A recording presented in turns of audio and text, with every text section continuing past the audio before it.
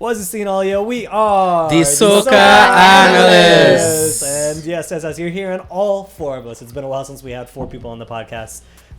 So praying to God I don't have production issues, but it's all part of the thing. So yes, I'm here with DJ Gel, the Soca boss. I'm here with Gino. Nice to see everybody again. I'm here with Ash of DSA as well. And you're surely Rich of the Soca Analyst. So all four of us had the incredible privilege of being able to go to Trinidad Carnival this year. So we're going to talk a little bit more about that, expand more on what you guys heard on the last podcast episode, talk a little bit more from just outside of me and Sav's experience to kind of get a more well-rounded view of what Carnival was like for the three other guests here, and just kind of share some more insights. We have some other topics that we want to touch on that we will dive into, but before we do that, let me do our songs now, because it's been a while since we had our songs. I know I'll let Gel go first, and we'll go down the line. All I have to say is the day she leave was a blessing. Boy, do you know you got your song? It was hot and groovy in the Soca party. I thought yours was gonna be that is not a cat girl. That is a Kutain was like my artist for this year. That was like really step up. That was my favorite. Okay. Jamtown. But you didn't sing that. You actually sang the other hot and groovy. Huh? You sang the other hot and groovy. Look what Soca do to we sing. All right, cool. You want me to see that? Cheer up. I'll be singing mine because this was one of my favorite tunes for the Carnival season. We live in a we life, yeah, baby, turn up for me. Whoa. Come show your colors for me. Yeah. I haven't learned all the words yet, Yeah, but that's what I do know. Fling Up was like in my top 3 of like favorite songs for the Carnival season.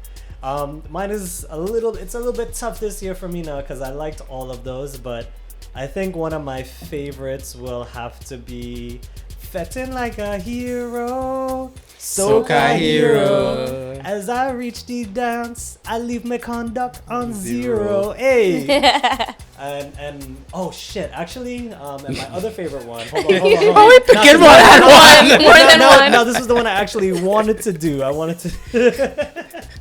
Actually, let me just stick with that one. I just want to big up Boise because I really like his song with Red Boys this year. They don't want me in their Party, yeah.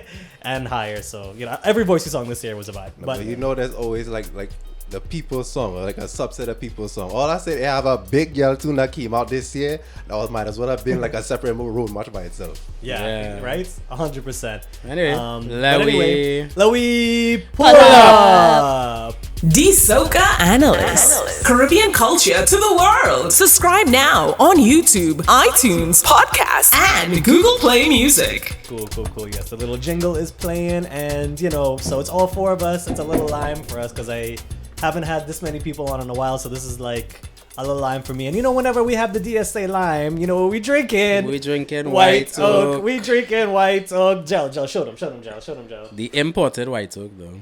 The branding is a little different. But I heard they're gonna change it. They're changing it, Are to make it look like the ones again in Trinidad. I forgot the foreign ones didn't have the updated logo and stuff. Right? Yeah. Well, it tastes That's the same. to tell you how much I just drink white oak. Big up White Oak. I got this cup from Picnic, so thank you for sponsoring the event because this was one of my favorite parts, if not my favorite thing about the event. So this thing just gave me a drink real cold. You definitely waited for that. You definitely waited for that. Yikes. I know, right? We will get more into that later, but I appreciate you guys because it's been a while since I had a cup that I've been really excited about. I brought this all the way from Trinidad. Made sure I wrapped it in bubble wrap. It's one of my favorite things now. So we're drinking white oak, and it's gonna be a vibe. So let me not waste no time now. Jal, what's first up on the list? What do you guys want to talk about? Well, let me talk about the what is the International Soca Monarch Replacement. Let's talk about Soca Champions, Ultimate Soca Champion, because it's the first year they had it. Big up to Rome, or they know him as the new Soca Parang Prince. But him alongside the Lullaby group, they actually decided to do this competition in Trinidad with artists that could have entered from across the Caribbean and even here in the US. Big up Anika Berry. They essentially tried their hand at revitalizing what was the Soca Monarch before into this new competition. And I think they did a rather good job. It was televised. They shot it correctly. They were fully transparent with like the criteria, and myself and Gino, alongside our other friend Blackie, had the opportunity to be there. Yeah, I have to agree. I mean, well, me personally, I didn't really follow the process of the competition, so I didn't really know what to expect going into the finals. But as Jel said, I was rather impressed with how the production went in streamlining the schedule. They maintained it pretty well, and really see any like blatant stops where you're just standing there like, all right, what's going on? But the main thing that surprised me more than the adult competition was the youth competition. Yes. I did not know what to expect.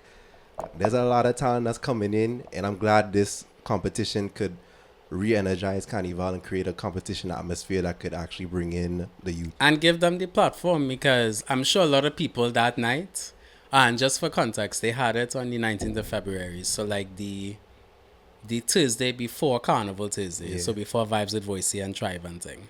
And essentially what they did the youth competition and the adult competition the same night, except the results of the adult competition didn't come out till Fantastic Friday. So to keep that tradition of like how you would go Soca Monarch, or you went to Fetin and you're waiting for the Soca Monarch results, you had that.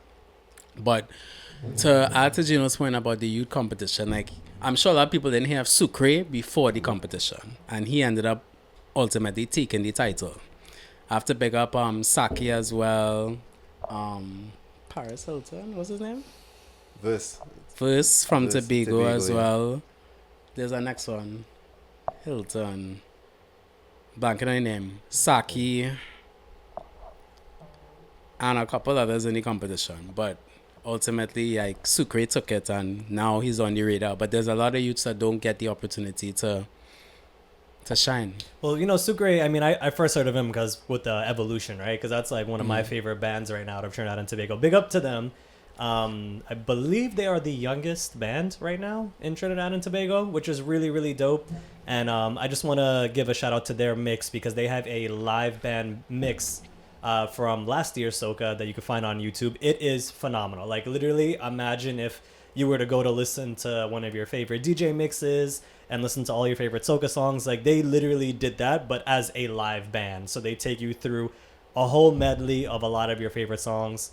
As we playing that all the time in the gym. It's such a vibe, and I'm so just happy to see youths not only continuing the tradition of keeping live music alive, because I firmly believe Soca sounds best when backed by a live band, but also investing in their marketing, investing in their video, making sure that they have a way to let others experience what that live music can sound like all over the globe. So big up to Sucre for sure, and I'm so glad to hear about his part in the Ultimate Soca Championship. Yes. Because as you said, John, I think that was like the biggest thing like missing for such a long time. Like with the death of Soca Monarch, it was like the youths didn't really have like a main central stage in Trinidad and Tobago, as like a traditional thing, right? Because I feel like every carnival and as every country that does soca music in the Caribbean needs to have some sort of platform. I mean, there's Young Kings and Calypso Monarch, but there's not really anything specifically for soca. Exactly, and nothing done too in like the modern way that they executed Ultimate Soca Champion, in the sense of like having that reality kind of TV style, and giving artists like a chance to tell their story. Like that was the first time I ever heard like Young Brother's story, which I like didn't know about his background and stuff, and like hearing his about his childhood and the story with his dad and growing up in C-Lots, like I was like, wow, like this is crazy, you know what I mean? Because there are so many people like Young Brother growing up like that, and I think it just made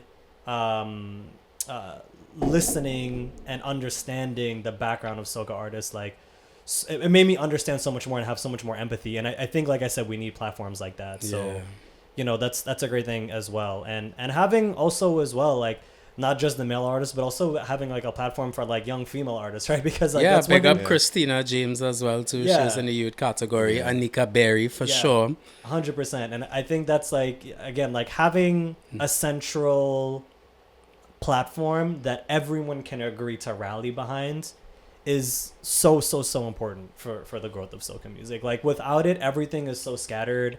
Everything is just digital, and everything's on social media, and everything is just very like it's just too niche. So I think you need a central focal point, like a central competition to be able to have a platform like that. And that goes back to the point from Summer in our previous episode. All I'm saying is Carnival need a competition to invoke that spirit. But anyways, what do I know? No, it come back, so you clearly know something. I think you were very right, bro. I think a lot of people wanted it, but remember too, with the corruption that takes place in Trinidad and Tobago, like they, for the longest while, the government, tourism, culture and the arts, they wanted to put the money somewhere, but International Soca Monarch at the time was not yielding the results. They keep giving money and they're not seeing a return on their investment. So with Rome and the Lullaby Group stepping in now, the government can clearly see where it going. As you say, the reality format, TV style, the fact that they can air on CNC3, and you could now stream it on their own exclusive streaming platforms. So I think it's a job well done. Yeah, likewise. And I hope they're able to continue it going. I think it's, for lack of a better term, I think it's revolutionary. Yeah. And I gotta pick up Blackadan. I mean, blessing. Whole night, this one, whole night. Bro. Yeah. Well, I knew I know everybody was rooting for Young Brother that night. And I mean, the story, yes. But I just, from watching the entire Carnival season, from like, even before Boxing Day, Blessing was bubbling in Trinidad. The song was not big in Grenada for Spice Mass until maybe the Tuesday or Friday leading into Grenada Spice Mass, right? The song picked up in Trinidad, and he would tell it us. Blackadan will say, like, yeah, he had no bookings for Grenada Carnival, but he had bookings in Trinidad because Trinis were more impacted by Blessing than Grenadians at the time. That makes a lot of sense, though. I always tell people that literally was like the unofficial road march, you know, like when I was on the road to Bliss, that song played like just as much, if not more, than Party and Carry It and some of the other very popular songs that we had from the season. So, and everybody's singing it one time too, you know. Like, yeah, because like the ultimate sing-out song. It's the ultimate sing-out song. Everybody can relate to to having an ex that you feel better off with. Like, I can tell you because especially Caribbean people. He was on Truck for You, man. I was there at the time when Blackadan came out, when they announced him for like his little moment. Man, that crowd around that truck, what they lit up! Oh my gosh! Yo, that's dope. Is there anything else you want to say more about Ultimate Soca Championship? Well, we could talk a little bit about the performances and who we thought would have placed a little higher, seeing as me and Gino went. But just to make a correction earlier, the youth man name is Paris Coutin. He also put on an entertainment performance too. Dope. But that night, like, I expected GI to place a little higher though. You know, Chutney Soca artist GI. So he entered. he entered Ultimate Soca Champions because he actually had a Soca song that was bubbling on the radio. The Mocking Mouth song. And tell you, GI spent on props, boy. You swear. Dog. You swear. Is a tune that I think that he put a lot of thought into it with the storytelling. Like, imagine the man bring out the most amount of props. Tassa dancers, African dancers. Then he have the regular props. Then he have fireworks. I say, nah, boy. I thought GI would have placed a little higher. And then Ding Dong too. Ding Dong brought out Lord Nelson. He paid a tribute to... Like, I find Ding Dong had a better performance than some of the people who plays, but, you know. Pick up dingers, bro. Everybody loves Ding Dong. Yeah, Viking Ding Dong. He's really, he's just like a teddy bear, bro. GI. He's like a teddy bear. Like, if they had to put a picture for production in a dictionary, it was GI with that. Yeah. He bring out everything. His props took up the entire stage height. Yo, and then he had the bird that went into the crowd and take him out now. Well, you know, stuff like that is a standard of like how performances used to be, and especially during Chutney Soca Monarch too, right? Like, I always reference like Ravi B's Budget from like, what was that, 2017, as like one of my favorite Chutney Soca Monarch performances of all time, because it was exactly that. Like, he had like a lot of props. He had like Mocha Jumbies come on stage. He did a little tribute to Anand Yankaran, and then he just had like fireworks. It was just everything that you needed to just keep your attention on the stage without being too much. Like, they had it. So like, it makes sense to me that GI would go in this direction, because I think that comes from you know, the Chutney Soca. Well, he's background. used to competition, right? Yeah, exactly. And then what I like with what Blackadan did too, he brought on is it Silver Stars? I'm not sure who actually was. Sorry, it's Invaders. The Invaders. So they were beating Blessing, and he brought the whole pan side on stage too. Whole pan side. You can't beat that. You can't beat that. You can't beat that. And I'll send you the B-roll to put, because we actually have the video from that night too. Now, but what I will say, from the time Blackadan came out, the scale in terms of performance, it just like nothing could compare to that. Like from the time he came on and perform, I didn't see anything that would have compared to that. I didn't expect anybody to compare to that. It was just a different energy. And for me, because I knew the song from Grenada, but I forgot about it. Then I remembered it as I was coming back to Trinidad. So for people like me who had come in that week, especially like Soca Champions or whatever, if you were there to experience that song, different energy. Yeah. That's dope. That's dope. And even Rome and all say that is an award-winning performance. He kind of gave it away now because Rome was hosting it too. And as soon as he went on, he and all couldn't catch himself. He wanted to say something on the mic, right? It took Rome about 20 seconds. He's like, yeah, give it up for Black Adan. That is performance. Well, at least he wasn't forced to resign like some other judges. We'll get into that. We'll get into that. So, Ashley. No. We're going by you now. Yeah, anything else you guys want to say about Soca Champion before I move on to the next thing? Have it again next year. Have it again next year. Make it the new standard. Okay. So, I know we spoke about a lot about what went on the road, and initially we usually start with this, but it's okay. I know we wanted to get right into that. Why don't we go around? I just want you guys to say briefly for each of you what you did during this carnival in terms of just just a list off the events you went to, who you played mass with, and I guess like if there was a specific highlight of your Trinidad Carnival this year, because I think each of us, we all go to Trinidad, right? And we each kind of experience Carnival in different ways. And I think, it's really important for people to understand that you can go to Trinidad Carnival and have a completely different experience depending on where you go and how you choose to spend your time and where you choose to spend your time. So, Ash, why don't you go first?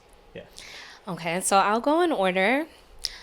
I came in Wednesday night, so that was a day lost. So technically my carnival starts from Thursday.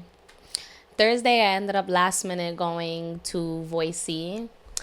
Honestly, I had a really, really, really good time at Voicey. How do I know this? Because I don't remember most of the night. So and from the pictures and the videos that, I did take, I look like I had fun and I feel like I had fun.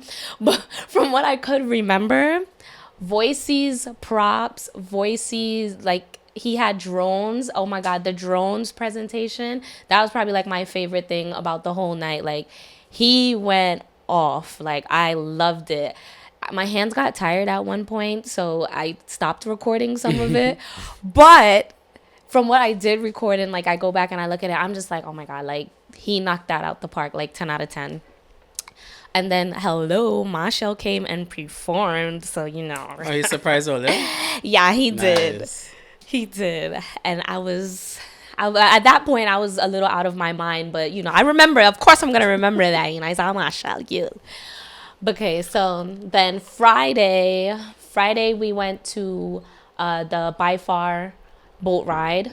It was actually my second boat ride that I've ever done in Trinidad. The first one was the one I met you on, Joe. That one left from Shagarama. That was like 2019. Oh, wrap up. Yeah. So this was my second boat ride by far. I had a good time. I did, but the By Far boat ride is a completely different experience in Trinidad than it is in New York. So I've been to like all the By Far boat rides in New York, and I feel like they're a bigger event here in New York. Obviously, like the promoters, like big up Cruiser, big up JB, big up Mega. Phenom. Oh yeah, Phenom. I'm sorry, I didn't mean to forget you. But well, I feel like because they have their New York crowd, and their New York crowd really pushed for them. It wasn't as big as an event in Trinidad. I still had my fun. Don't get me wrong, but I feel like maybe it needs to mature a little bit before it becomes a bigger event. Well, remember too, Trinidad is expensive, and a lot of the By Far crowd is younger, and they wouldn't have necessarily the discretionary income to really afford to come to Trinidad for Carnival, right? I mean, we went last year, Gino and myself, and it was good too, By Far on a boat. But yeah, they just need to grow the crowd and grow the Trinidad presence and the international presence too. But I'm sure it was real vibes though. I heard a lot of good things. Yeah, I had a time. Listen, they got me to drink punchin cool. on that boat. Okay, I am not a punchin, guys. I'm white to kill. Yeah. Sometimes they gotta stick with what they know. That you gotta be experimenting with punchin. But it's Carnival. I still am gonna try a thing. Won't be trying that again. Correct. Yeah. So okay, then Gino Saturday. Saturday we did Stink and Dirty Road. That was probably one of my favorite events. I didn't care too much for the route portion of it, but when we got to the Savannah and truck park up and that, I had a time. So I'm assuming it's a Juve party? Yes. Yes, it basically, lack for better words, they basically competed with Ambush because same time and same concept. I see. Similar concept Right. to Ambush, but it took place in Port of Spain, whereas Ambush took place in Arima. Got it. Is Ambush still at the racetrack? Royal racetrack, yes. Yeah, I'm good. I'll go to that. Okay. So actually, there's an event all three of us went to, you know. Oh yeah. Yeah. I bounced up, you forget. No, I didn't forget You that. get my wine and thing too, you know. It was our best wine, huh? I got true. Wait, Gino, I feel like I saw you for like 2 seconds, and then after that, did. like, we dispersed. Because you did. We was chasing Gino and his 3 other people too. Why you had to do that? Why you had to do Yeah, that? not for that. Whenever we do see each other at events, all of us just be like real drunk, you know. Like I think that every time I've seen Ash, like I was pretty drunk too, but we always find each other at that point when we're like so drunk where we may not even remember seeing each other. And we're like, let's take a selfie. Then the next day, I'm like, oh my god, we took a picture. Like, I know all of us went, so I was gonna ask you, like, as you were talking about Sting, how you felt about that going around the stadium and then the park up thing. Okay, the route, that was disgustingly annoying. Mess. Like imagine All all the hot tunes and them playing. You're having a time, you're with your girls and them, and our hot tune play, you can't even broke out and wine. You had to kind of like chip in place, everybody bunks up, and then oh my god, I am so small, like I was like drowning in the crowd. When we did park up by the Savannah, that was when, you know, I had time to By let the loose, stadium, you know, when my team touched down, Savannah. everything get wild kind of thing. That was the drunk part. That was when it kind of got a little foggy, you know. But I had a good time. Oh my god, Joe, I saw your mom and Tennille, and they got me to head top on top of table, and then the table broke. Embarrassing. Nobody took a video of that. I asked my mother to send that video. Everybody we must have put been in too drunk to take out their that in the podcast too. This one girl comes up to me, can you do it again? I'm like, well, I broke the table, so I'm not gonna do it again. Because that was, because I know they had the warm up thing. We didn't go to that, but then you go around the stadium. The warm up thing. The warm up they had in the stadium. Oh, that was breakfast and Thanksgiving. We tried to make it in time for the trucks to pull off, but then we got sidetracked with something. But yeah, but between What's something? nothing. Secrets. But between that and then it's like we go around like once or twice and then we park up and we still have, what, like 3 hours to go. It's like if you're going to do a road experience, then we spending half the time park up. But to be honest, and I agree with Ash there, the route wasn't really that sufficient. I know disrespecting people plan it. Like I know you probably didn't get the permits to block off Ryson Road or the foreshore. I would have rather just go around the stadium. Go around the stadium. Like if we went around Hazley Crawford Stadium or into the Soca Drum or whatever the case, I think we would have had a way better time than having to go portion of Ryson Road block off and we there squeeze up and then actually getting trampled by people. And then you have that ditch right next to it that you could fall into. Yeah. And then for me, they spent a lot of money on the production again because you had proper lights, you had a fog foam machine and things. So I know they put the thought into it, but the execution with our route, I just find with that plus the amount of people, it didn't. For me personally, it didn't work. Look, look from experience with playing mass and stuff and juves and stuff like that. Anytime you try to do anything that is a truck experience in Port of Spain, you're gonna run into issues with space because the city is a very old city, right? The streets are very narrow. Like, you know, I'm surprised that I even drive when I go to Trinidad sometimes when I just be going through some of these streets. But it is always going to be an issue whenever, you know, you have any type of fet or carnival experience with trucks and with the crowd. If the crowd is small enough, then, you know, you'll get by in being able to totally free up on the road and you know, do what you need to do. But it's kind of now, you know, with the scale at which people are going to Trinidad Carnival, and every year as more and more people, you know, go, like, you're gonna run into that logistical issue a lot. And this was their first year too, you know. So I can get them some leeway there, because the first year they're doing the road versus regular Stinker Nutty, which was our movie. But I'll get them the leeway this year. But they had to fix it for next year. All right, so y'all did Stinkin' Dunty. What was next after that? That was Saturday. Saturday night, my group, everyone just kind of did their own thing. So I ended up going to like a family fete, you know, a little intimate, Kwaidong and Sando. I don't recommend you going so far south during the carnival season, but hey, we did it. What you have against the South people? Nothing. South people love South people, you know. I'm South girl. I'm from Sapara, you understand? But I'm saying, like, traveling that far during the carnival season, so close to like Carnival Monday and Tuesday and like the prime events, don't do it. It was like just lots of traffic. Stupid traffic, but I was able to catch up on sleep, you know, on the ride, so that was cool. I'm not gonna complain about that. Because they say regular Stinker Nutty is in South, you know, and is a movie. Yeah, I'm just full disclaimer. Next year, Stinkin' Nutty, if I calculated it right, it falls on the Saturday. What was that, like 2 Saturdays? I will tell you right now, actually. The date's in my phone. The date is on my phone. Hold on. So, next year Carnival is the 16th and 17th, right? Right. So, that means Stinkin' Nutty will be on the 7th. Right, I've calculated that right. That is my birthday. All my friends need to be in attendance for Stinkin' Nutty next year. No problem. 1, 2, 3.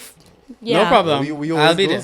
Once God spare life and good health, I'll think about it. So my personal thing is this is like a recent thing. I don't really do Juve anymore. Juve events. I don't do Juve events anymore before actual Juve, because I like to wait for Juve on the road, because it's like my favorite part of Carnival. Right. So I think it was like after we did that one event, Joe, there was one Juve event we did, I think in 2020,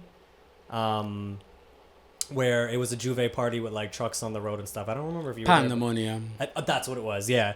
And after that, I was like, I don't want to do a Juve event anymore before Juve. But I understand why people will do it. If like an event like Stinkin' Nutty, if you guys like say it's really good, then I will totally give it a try. You see, we like it because it's not, and maybe this is again fat culture, and I know Savannah spoke about this in the previous episode, right?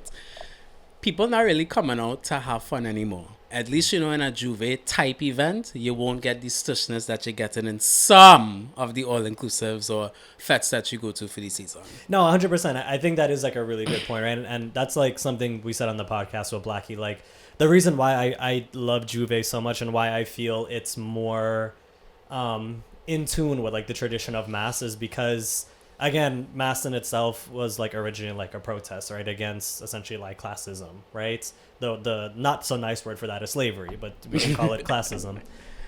So the thing that I love about Juve specifically is that aside from it happening at the time at which it happens when you're not burning up in the sun, is that it's one of the few events that I see nationwide where like everyone from the Caribbean comes out as like families, and you really strip away all the vanity of like classism, because you can't tell who's rich and who's poor and who's stush and who's that when like everyone is just covered in paint, right?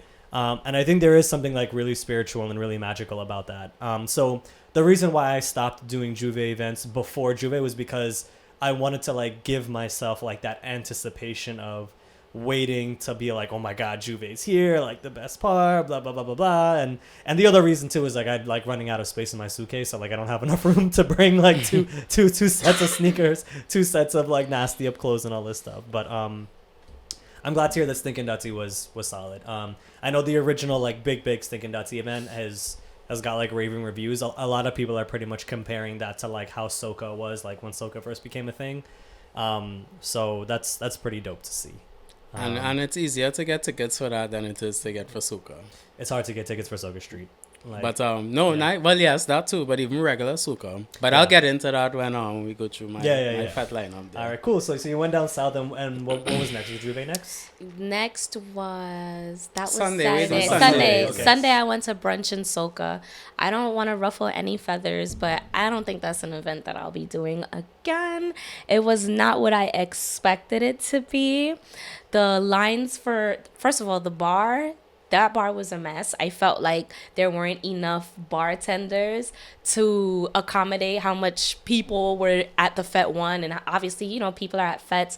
They want to drink. I mean, shit, it was drinks inclusive. I come to get drinks while I pay for it. Only drinks inclusive? Or they didn't have food? It was drinks inclusive. It was food inclusive. Okay. The food, when we finally did get food, those lines were super long. Wait, what do you mean?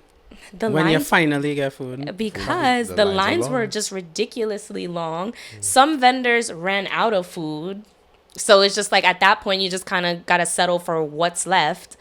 But when we did get the food that we got, it was really good. It was tasty.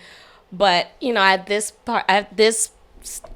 time in the party when we finally got food, this is party in full swing morning in the primary party. So it's like you kind of have to zest with your food in your hand, and that's kind of uncomfortable. Like, I can't whine and I again done with some lentil peas, like. But I really truly believe in it. Just depending on who you go with, that could really make your experience different. So I come with the vibes team, so we made the best of it. Right. So yeah, that was cool. Then Sunday night going into Monday morning, we did Juve with Red Ants.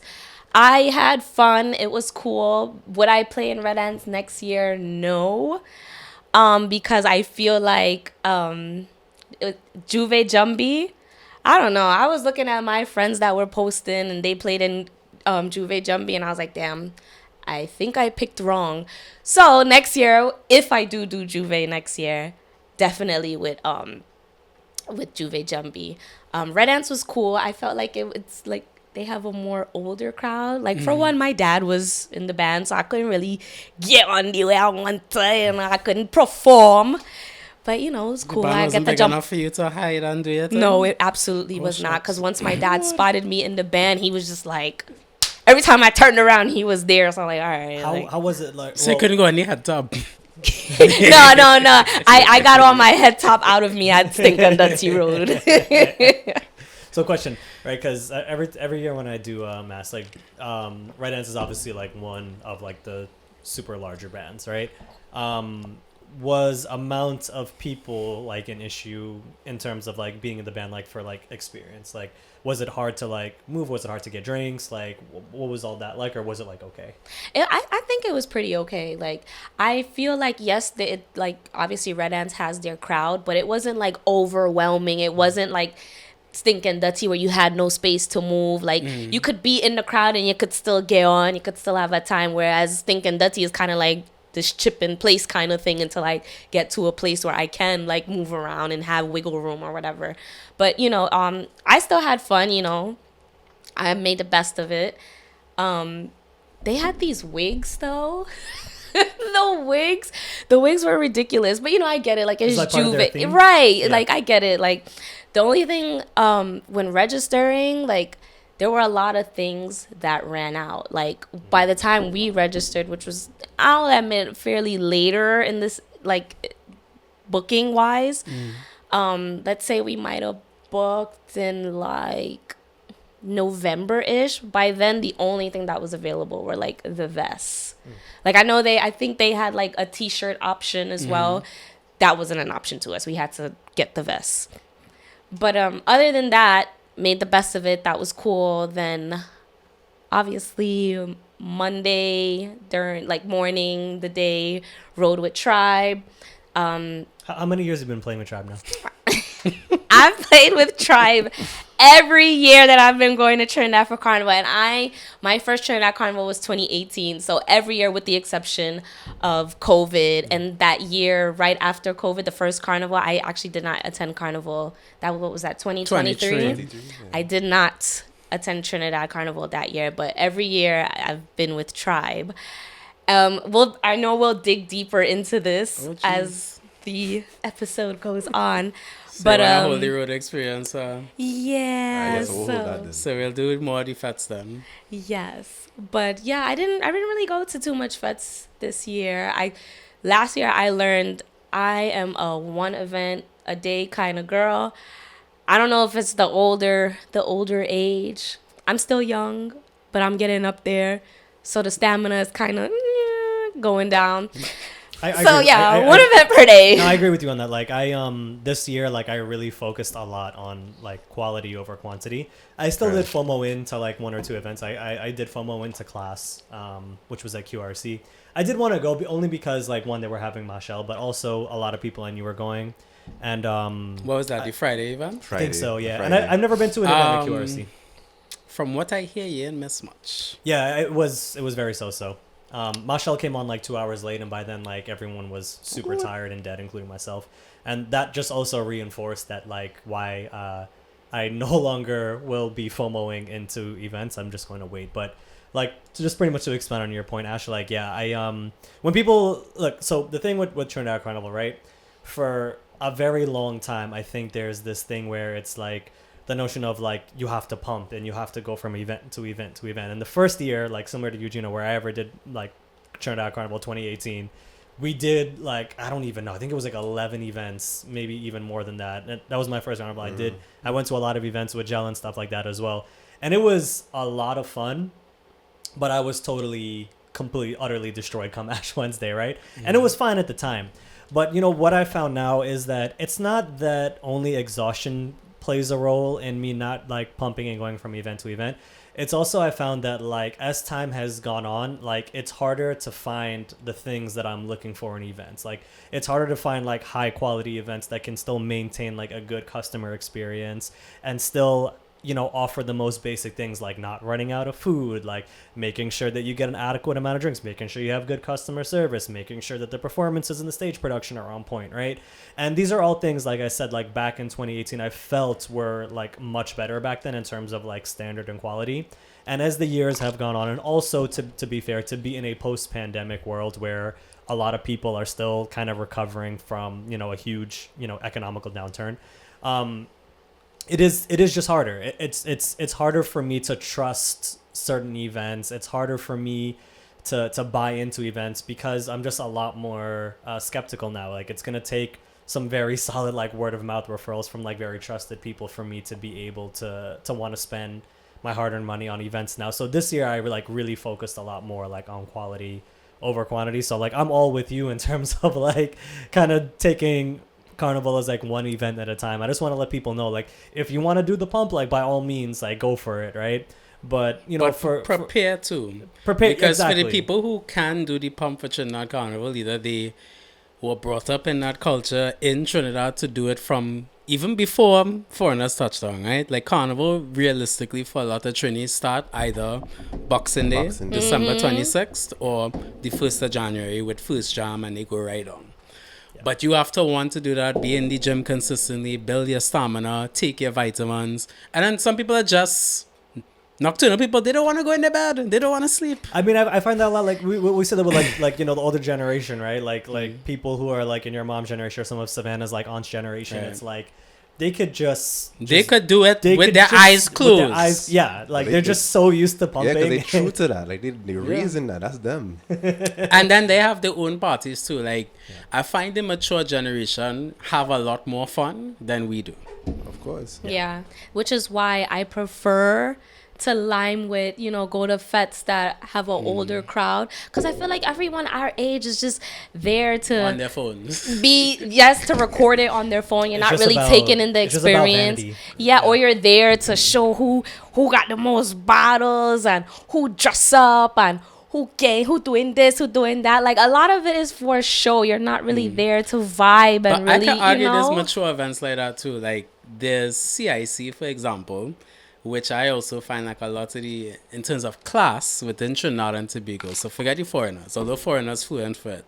A lot of people who would have attended like a CIC or sometimes even a Fatima or some of the other popular school all inclusives, they are there to say, yeah, I could be in this party too with you, and rub up shoulders with you because it's a classism thing as well. Not to say that people don't go to have a good time, because they go drag me on the internet. No, I'll explain it, because I did CIC last year, right? From when I went, and here's the thing with CIC specifically is that CIC they're not branded as a big bad fete. They market themselves as the event with the best production because oh man, I always mess up his name.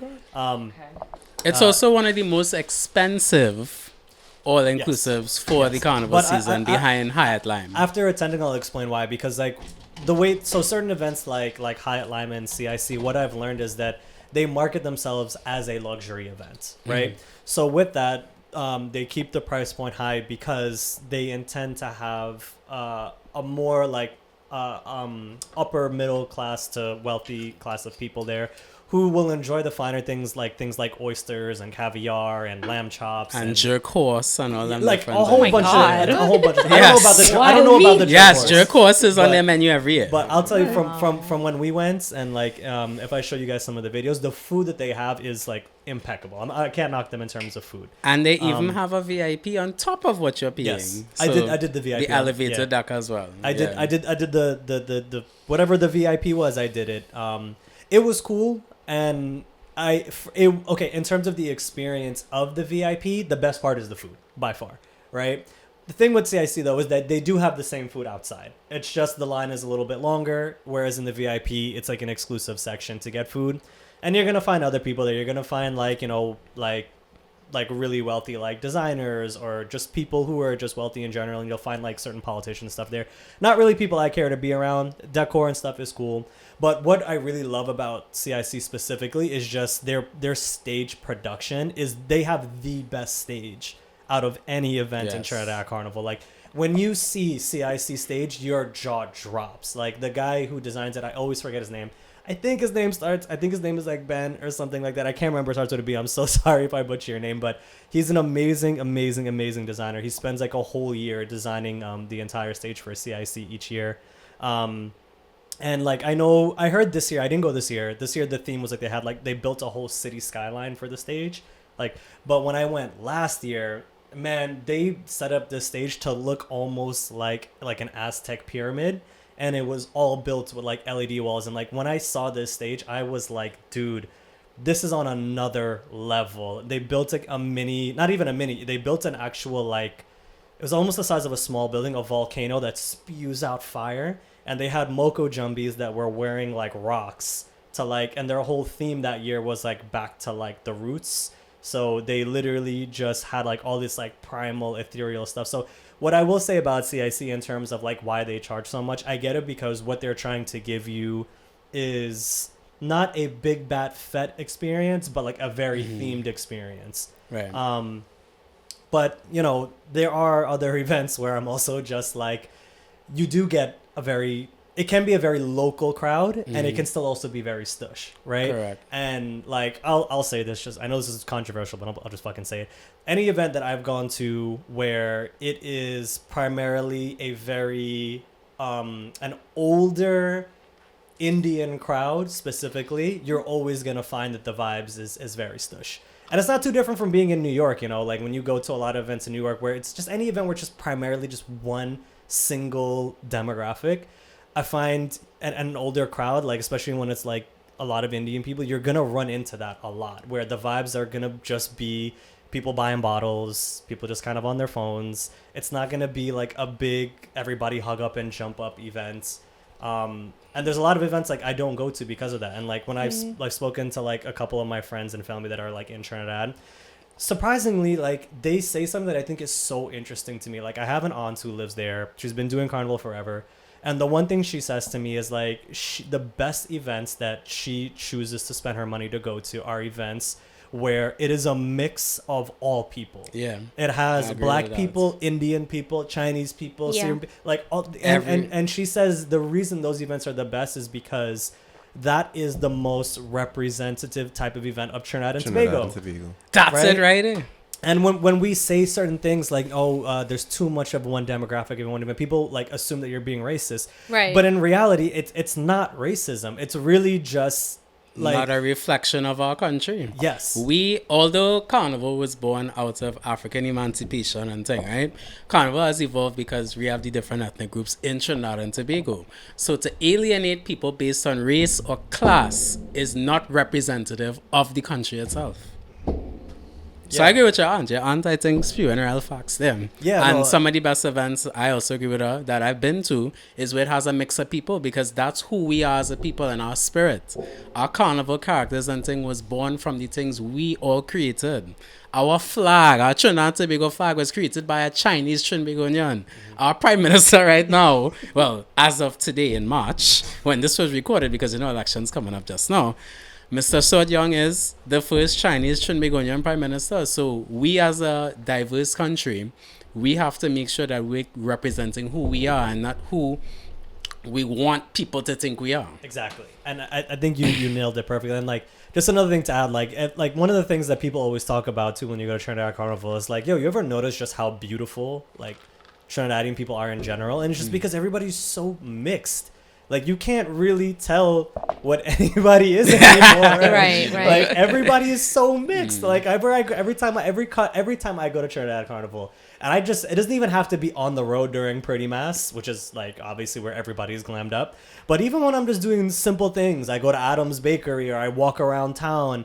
And I just look around, just look at people. I'm like, wow, this person is exceptionally beautiful. This person is really good looking. But I can't tell what they are. They're beige, but they kind of look Indian, but their eyes are Chinese, and they have curly hair, but they're white. I don't really know. Like, is Cass a white black guy? I don't really understand what it is. You're like, you know what I mean? Like, I don't really know. And it's because everyone is just a little bit of everything. And that's who we are as a people. And also, like, I find like, okay, yes, we live in New York City or tri-state area, so everybody's a little bit rougher and tougher, cool, whatever.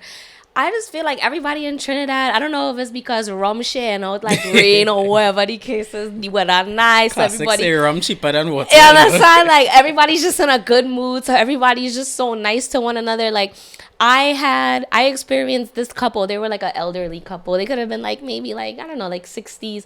Black don't crack, so they could have been older, but just looking real young, And they were so sweet to me and my friend. We like two lost puppies on the avenue just looking for a blue machine ATM so we could take out money. So we were actually walking in the wrong direction. So we stopped this couple. We're like, excuse me, in our best American accent. Excuse me. Yeah, hi. We're a little lost.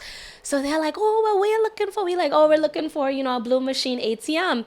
So she said, oh, well, that's back in the next direction. And it was a far walk, and then it's already hot, we're sweaty, we're aggravated, we don't know our ass from our elbow. We had a couple drinks too, okay. But they ended up taking us in their car to the blue machine ATM. When we got to that, because it's Adam Smith Square, it's right by the gyros, right. And when we got there, we quickly learned that there was no money in the ATM. There's a shortage.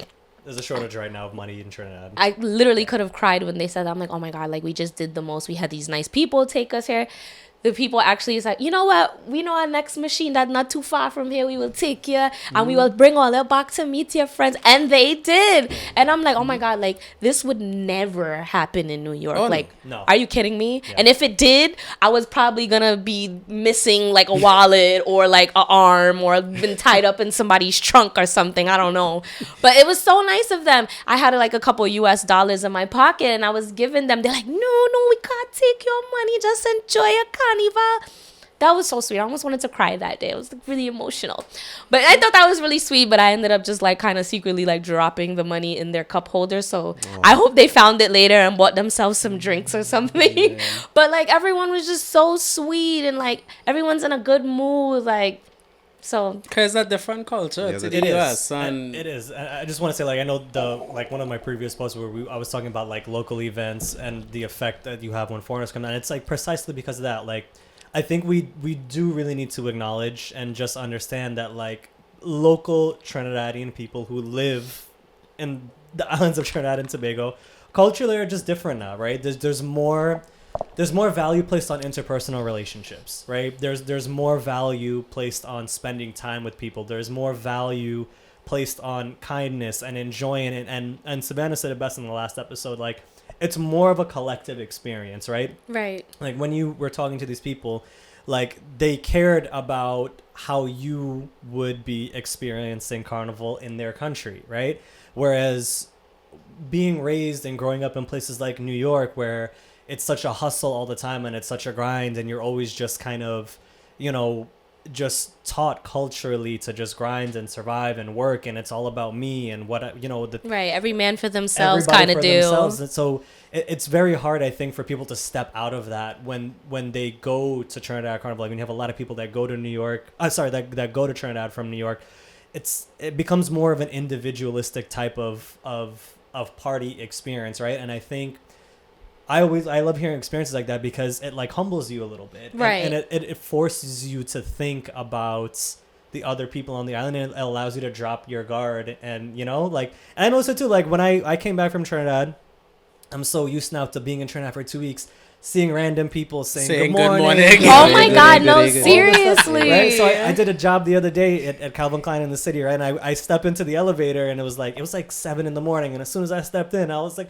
"Hey, good morning, man. What's up? You know, hope everything's well." And I just left it, and then I walked out the elevator. I'm like, "Have a good day." And like this dude was just like so happy. You know what I mean? Like, and I just realized, you know, there are just certain things culturally that I think we can we as you know, descendants of Caribbean people being in the diaspora, I think there's just certain things that we can learn whenever we go to Trinidad Carnival about collectively enjoying Carnival. And I think that's something that, you know, I wish more people that are foreign, quote unquote, would adopt that mentality more. Because I also wish people of Trinidad and Tobago would also preserve that as well too. Because on the flip side of that, you also have Trinis in Trinidad that want to do everything that America doing. Yeah. Because to that point, right, Ashley, you had the couple that came and dropped you off and helped you out to find a blue machine when the other blue machine wasn't working. You also have a bunch of Trinis that want more Starbucks in the country, want more US change, want to have this more hookah. American. Oh my God. Don't start with hookah. There were a lot of fetes that had hookah on sale, and I was like, what the hell? Like. So on the flip side too, I do find like we kind of, I don't want to say we're losing it, but I feel like sometimes we try so hard to be something that we're not, and we don't see the beauty in what we actually are as a people. Right. Gino, you wanted to add something? Now, I was going to say it's two sides of the same coin. There's two sides of the same coin, because on one hand, like us coming into Trinidad, or like people coming in, they have to understand like this is an island with a limited population that has an annual event. It's different from us being in the States where we have things constantly running. This is something that happens annually one time a year. That's true. Yeah. Where they're experiencing these people that are coming in that they may not see again. So the culture is different. It's like you appreciate this thing because it doesn't come all the time. It's something they have to look forward to. And then the hospitality, because then it's an isolated place. It's an island. Like it's not like we in New York running up people up and down. You don't know who to expect to interact with. It's a different scene altogether. Like when we all go, we code switch. This is a complete shift in our personalities. When I'm in Trinidad the past 2 years, like I know how to operate. Like I'm very laid back. I do my thing, go on the app, wherever, come back. It's a very different setting. And I have a hospitality story too, because with rideshare, what's the name? You have to have change. You can't just bring in blue notes and run around everywhere, because everybody can't break change, especially if you like leave it in the morning. I had a rideshare. He couldn't break my 100. He said, go ahead. He didn't mark me down for like not being able to, because he didn't have change for the 100. Yeah. He just said, go ahead. So I saved his number and I called him. I said, I will call you again, because I don't want to do that. I can't do that. I can't just take a free ride. So I called him again, and then I was like, look, I'll give you this. And I kept the 100 separate for him when I see him again. And I paid him. I said, look, I appreciate you doing that, because over here, that shit not happening over here. Correct. Right. You are not getting a free ride and walking away over without change. So I could attest to that, but also what Jell is saying, because there's a hustle culture in Carnival as well. All them people doing right and doing this, doing that, and then we'll get into like the vendors of professionalism when it comes to events and promoting. Well, like we talk about the 500 TT from Piarco to wherever you are in Port of Spain. From the airport, it should be no more than 150, max 200 TT. You know they're charging some foreigners when they reach Piarco International. And I think Kyle did a video on this the other day. They're charging some people up to $250 US. That's 1,500 TT. This is to go from town to Piarco? No, Other way Piarco. around. So let's say you now come for your first Trinidad Carnival.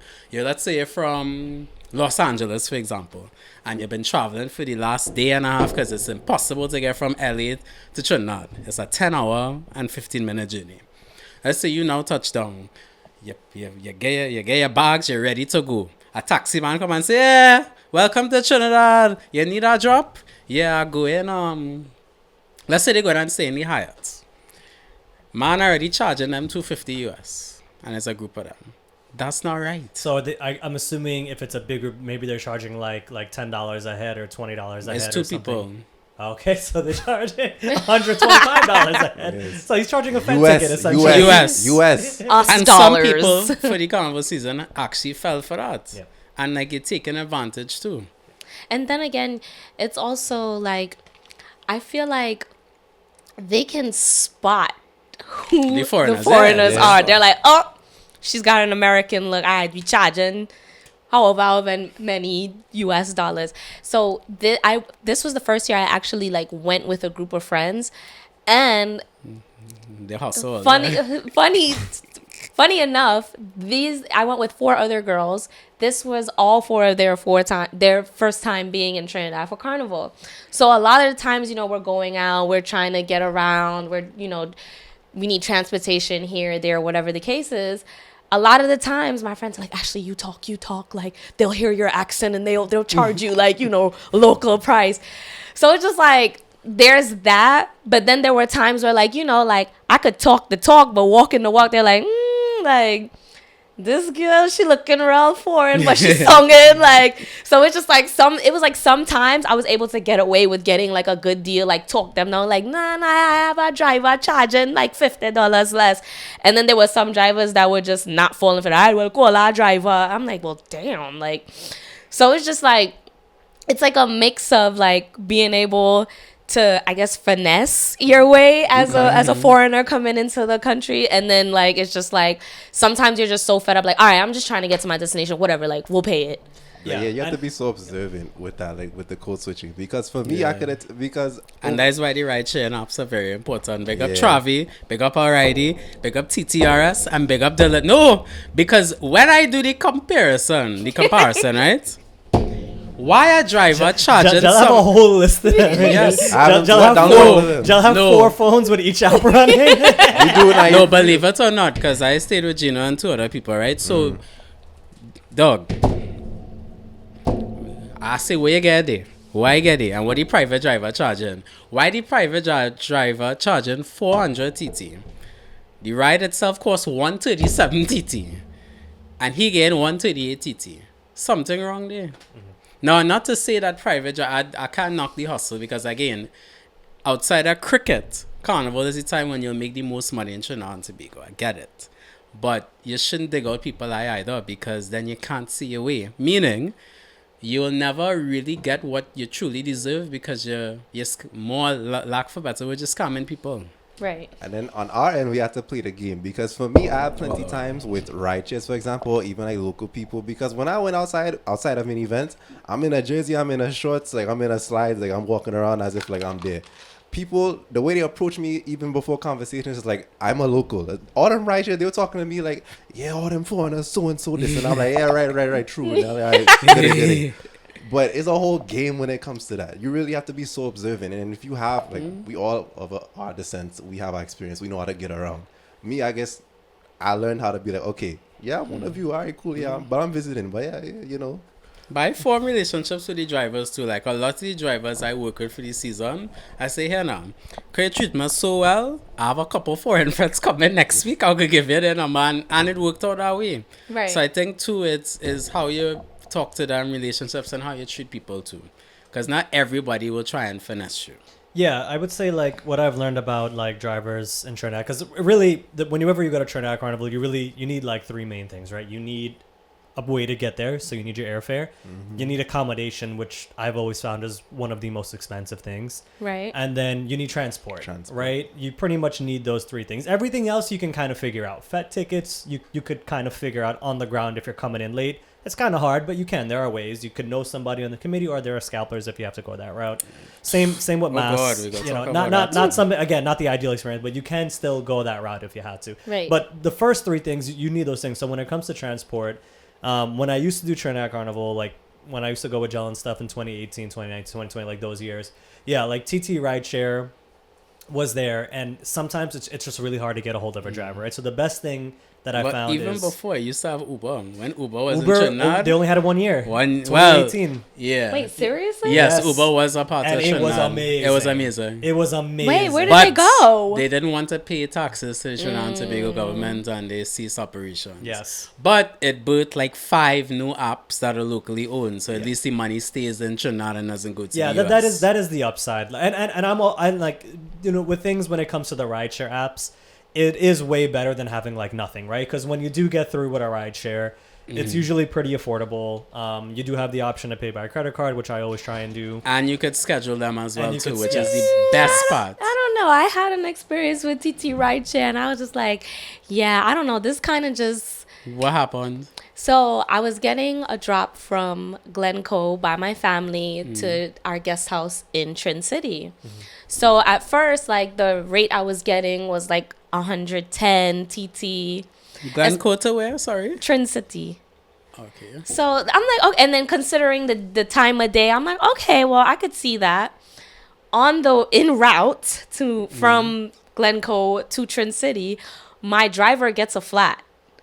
So he said, okay, I could stop the ride, or like you could come with me. I'll fix the flat. It's going to be really quick, and I could, you know, take you to where you're going. I said, okay, like I'm not in a rush. Cool. Like I'll go with you, because I also didn't want to have to, you know, fight up for a new driver. So I was like, okay. Went with him to fix the tire, and it was maybe like 10, 15 minutes, give or take. So then along the way, that flat real fast, way. Right? So then along the way, okay, I got a little thirsty, so I stopped for some Caribs and some stag. This was a very eventful ride. It was. I figured, oh my gosh, my driver is having such a bad day. He's in the middle of a job and has a freaking flat. I bought him a stag because I'm a Carib girl, but he said he likes stag. I bought him 2 stag. I bought myself 2 Caribs. Do you know when we got to my destination, he ended up charging me more than what the initial ride was. Like it cost more for me to go with you. No, because of this stop. Yeah. I know what happened there. Time and distance. They meet them. So even with these apps, just like how taxis work here in New York City and well, most of the US, there's a meter on the app. So even if you're stuck in traffic, they're charging you for that time. That is crazy. You would think because obviously the flat, it's not nothing to do with traffic. Should have stopped the ride. He should have stopped the ride. Like and that's what I thought. I'm like, okay, like I buy too big, oh God, like do my that, but I don't know. Maybe things like that. Yeah. So transport is the biggest hustle in Trinidad and Tobago. No, it's not. You don't think so? I think it's one of the biggest hustles, but I think in general, to Gino's point, people are hustling for carnival. Yeah. No, look, and we will get to our point in a minute. Let me stand. I'll stand corrected. It's one of the biggest hustles, but there is Trinidad Carnival time is a hustle no matter what, and I understand, right? What I found works best if you're gonna do transport in Trinidad is 2 things. Either one, you'd hire a consistent driver year after year. So you pre-arrange what events you're gonna go to. You text your driver before you reach. You know, if you have to do a little deposit and stuff, go ahead and do that. Just choose like a reputable driver, someone you have a relationship with, where you know that they're going to pick you up, because some of these events be at ungodly hours at like 3 or 4 in the morning and stuff like that.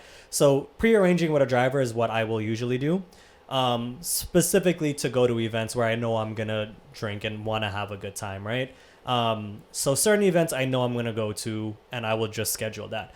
The other way that I get around a lot in Trinidad is like I rent a car, right? So I've gotten to a point now where like I'm really comfortable driving in Trinidad. I know most of the roads. Google Maps works really well. I would not recommend everybody do that. Only people who are like comfortable and have experience like driving in other countries, because it is like right-hand side drive. There are like different rules. There's a lot of unspoken rules when you're driving in Trinidad and Tobago too. Yes. In terms of like who gets right of way when and all these things I had to learn. Because it's right-hand side drive, you're going to be hitting the wipers way more than you're going to be hitting the turn signal, which always happens to me. But yeah, like I find the best way to do transport in Trinidad Carnival, if you can, is, you know, look for a company that hires or subcontracts out drivers, and you can message them and you let them know, you know, all the events and the pickup times and when you want to be dropped off and when you want to be picked up, and they will give you a whole invoice that lists all the times and where you're going and who's your driver, and they give you a price up front before you go, right? And anything that, you know, is additional, you can always just talk to the driver while you're there, like, hey bro, I need to make a stop here, I need to do this, I need to do that, just, you know, please let me know, you know, what it is. And, you know, usually I find that works out. It is obviously more expensive than when you do something like rideshare, right? Like there are times where if I have to go maybe like around the Savannah, they may charge like a 25 US, right? But I am being picked up at a really crazy time. Like if I'm going from Maraval maybe down to, let's say, I don't know, 25 US. Nelson Mandela Park. Let's like say something like there. Sometimes 25 US. Yeah. Okay. Why, is that expensive? Yes. Yeah, I know it's expensive, but I'm also getting picked up at 3 a.m. Dog, that's still. But look, but here's the thing. Dog, I went from Woodbrook to Santa Cruz at that time and did not pay that. I know, but here's the thing. Do I want to take a chance trying to get a ride share at 3 a.m? No. Because I've done it before to try to save. And it took like 5 hours, right? Yes, it took forever. I had to literally walk all the way from where I was. I don't remember where exactly I was. I was somewhere. I think I might have been, I don't remember which event it was, but long story short, I had to walk into Marriott at Movie Town, connect to Wi-Fi, and sit there for like another hour. And I was like, dude, all of this, I'd rather just pay the 25 US to get to where I'm going. So that's the thing that you have to understand with Trinidad Carnival is that, yes, there is a standard rate that's normal amongst local people there, especially when you're using apps. But at the same time, because there is such a volume of people coming in, sometimes you do have to pay a little extra just for reliability. And that's something I found like anywhere I've gone to, right? When I was living in China, it was practically the same thing, right? Any place you go to where there's like a major influx of people, a major demand for transport and stuff like that, it is one of those things where you end up paying more for reliability and to have a certain problem solved, right? Now paying 250 US to go from the airport into town, that is like just ridiculous, and we know that because like we have the experience of being in Trinidad. We know that. Well, also like, what the fuck you is wouldn't that, pay that right? in the US. Why are you paying that in Trinidad? Yeah, exactly, right. So again, there's a limit. But I'm one of those people where like I understand that Carnival is a time where local people are making the most out of their livelihoods, and I try to look at it as like, am I paying more than I would like to, or that I know I could get less? Yes. But I'm also like, I'm willing to pay for the reliability, and I know this money is going to like a local person who has a family, right? And at the end of the day, it's not killing me, right? If I'm doing like 4 events and I gotta pay $100 for the week, that's part of my budget that I'm gonna budget for transport. And you know I know I'm gonna go to that event, I'm gonna drink all the damn champagne I want, and I'm gonna get back on, and that dude is gonna find me, and I'm gonna be back in my Airbnb safe and sound, you know?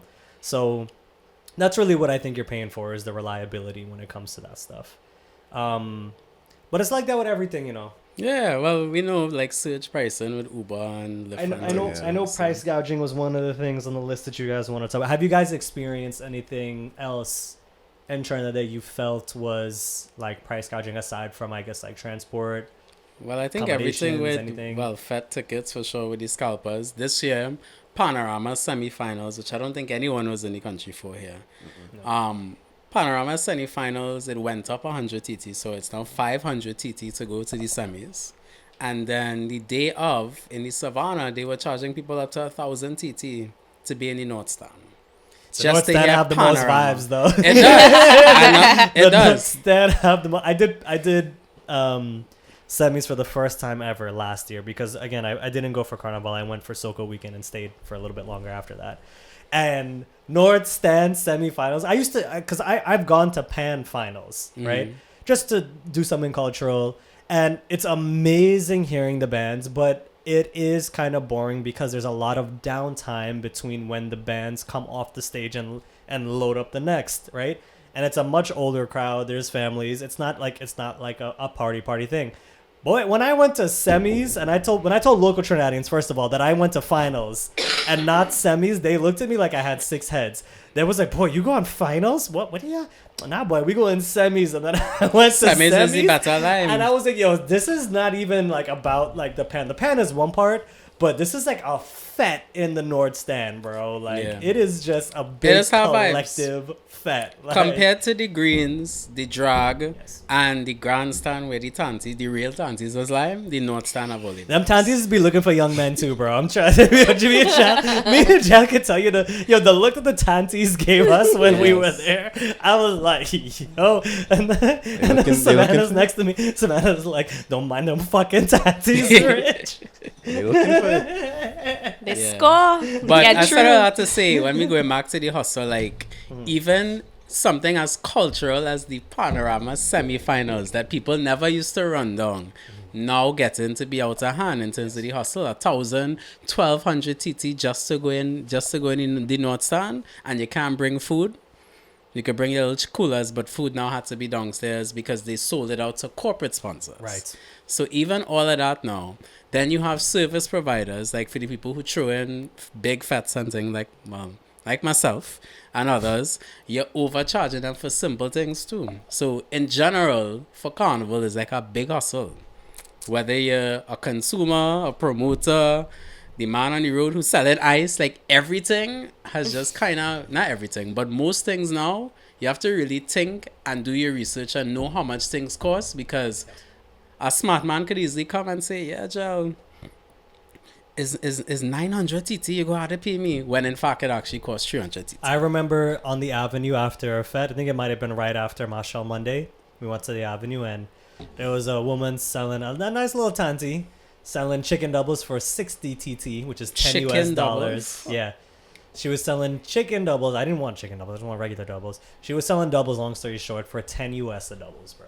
And when I go 7 TT for regular doubles. Yes, and when I go to when I go to Eddie Hart to get my doubles, it's pay like not even sometimes 5 TT depending on what it is. Big up to Reshma doubles. But yeah, it is a hustle, 100%. And it's one of those things where like I feel really conflicted about, because I know why they do it, because it is the time of the year, like I said, where they make their most money. Do I think it's right? Not really. But I also look at it whereas, like, let's say from a consumer standpoint and they're a producer standpoint, it's like the demand for Trinidad Carnival, like year after year after year after year, is like just going through the roof, because a lot of younger people who were too young and did not have the discretionary income to play mass are now getting to that age. You know, the people after Gen Z are all getting to that age now where they're all starting to enter the workforce. They're starting to work, save their money. Carnival is all over social media and they all want to visit, right? So you have essentially like 3 or 4 generations of people now all wanting to fly into Trinidad Carnival. Whereas like 5 years ago, and if you go further than that, 10 years ago, when it was probably mostly moms and older people when you go into Carnival, it really was more of like an if you know kind of thing. Like it was people going to local events because the local events were the norm. There wasn't really such a thing as foreign events, right? There wasn't really such a thing as the prepare for the influx of foreigners like that. I disagree with that. There was always an influx of maybe not. I'll classify 2 sets of foreigners, right? You have the diaspora, which is the people who are either descendants or people who were from Trinidad and are from Trinidad and Tobago that live abroad. You have that group, and then you also have the new group, which is people who know nothing about Trinidad, nothing about Carnival, but want to experience it because they saw it online or because a friend is dragging them for the first time. No, 100%. So that's a good distinction. You always had the diaspora coming for Carnival, regardless of the fact. The people I know coming from freaking 1975 and still playing mass to this day. But then because of the new people coming in, yes, the demand goes up. But then, to your point, about, the influx of people, what about the locals who also have the discretionary income to play mass? Do you think they should be paying $25 for doubles? Well, that's one of the biggest complaints I've been seeing, like on TikTok, and especially from the last post. Aside from people saying that there are cultural differences between foreigners and locals at events, the next biggest thing that they say is that because there's so many foreign people, and by foreign I just want to classify it as people living outside of Trinidad and Tobago, whether you're part of the diaspora or not. Because there's so many people just flying in and there's so much demand, the ticket prices have just gone up sky high. And that's the thing that locals have been saying for not just recently, but for like a couple of years now, since I've, at least like from what I've seen on like Trini Twitter, is that they've all been saying that like events are just way too expensive. And it's, believe it or not, it's more common for me to talk to local people I know, like friends and family who live there, that actually will only go to maybe 1 or 2 events for Carnival, or stay in completely and only do Juve, because their number one thing is like, dude, it's just too expensive. You know what I mean? Like it's just, tickets that used to cost them X are now costing triple X. You know what I mean? It's not like the experience has gotten so much better. So I understand from their perspective why they're going to pay more money for something where they're arguably not even going to have as good of a time as they used to have. Yeah. So speaking of expensive, let's like go around the table. How much would you say that total that you spent on Trinidad Carnival alone? So for me, I went to one of the most expensive fetes this year. I did Hyatt Lime, and I did the Diamond VIP, which is $700 US. You got money. Well, but here's the thing. I pretty much only did that event. So I justified it by saying, instead of going to like 5 or 6 events for $100 to $150 US a ticket, I decided to do one event and spend the other times like either like liming with family. I did a DDI with some friends and family. It was my first one, which was so much fun. And then I did class as well. But then, really and truly, I really only do 2 events during Trinidad Carnival. Mainly, that was my plan. It was to do like Pond the Grass and Hyatt Lime. That was it. And then it was gonna be Juve and then the road. Lime is gonna be one of the most expensive fetes you're gonna go to. Like I believe the General is like $300 to $350 US, and then the Diamond is like maybe $700. In previous years when I did Lime, so 2020, I didn't pay for Lime. I was hired to like help film it, and that experience was what sold me on it. In terms of like, okay, this is an event I want to come to.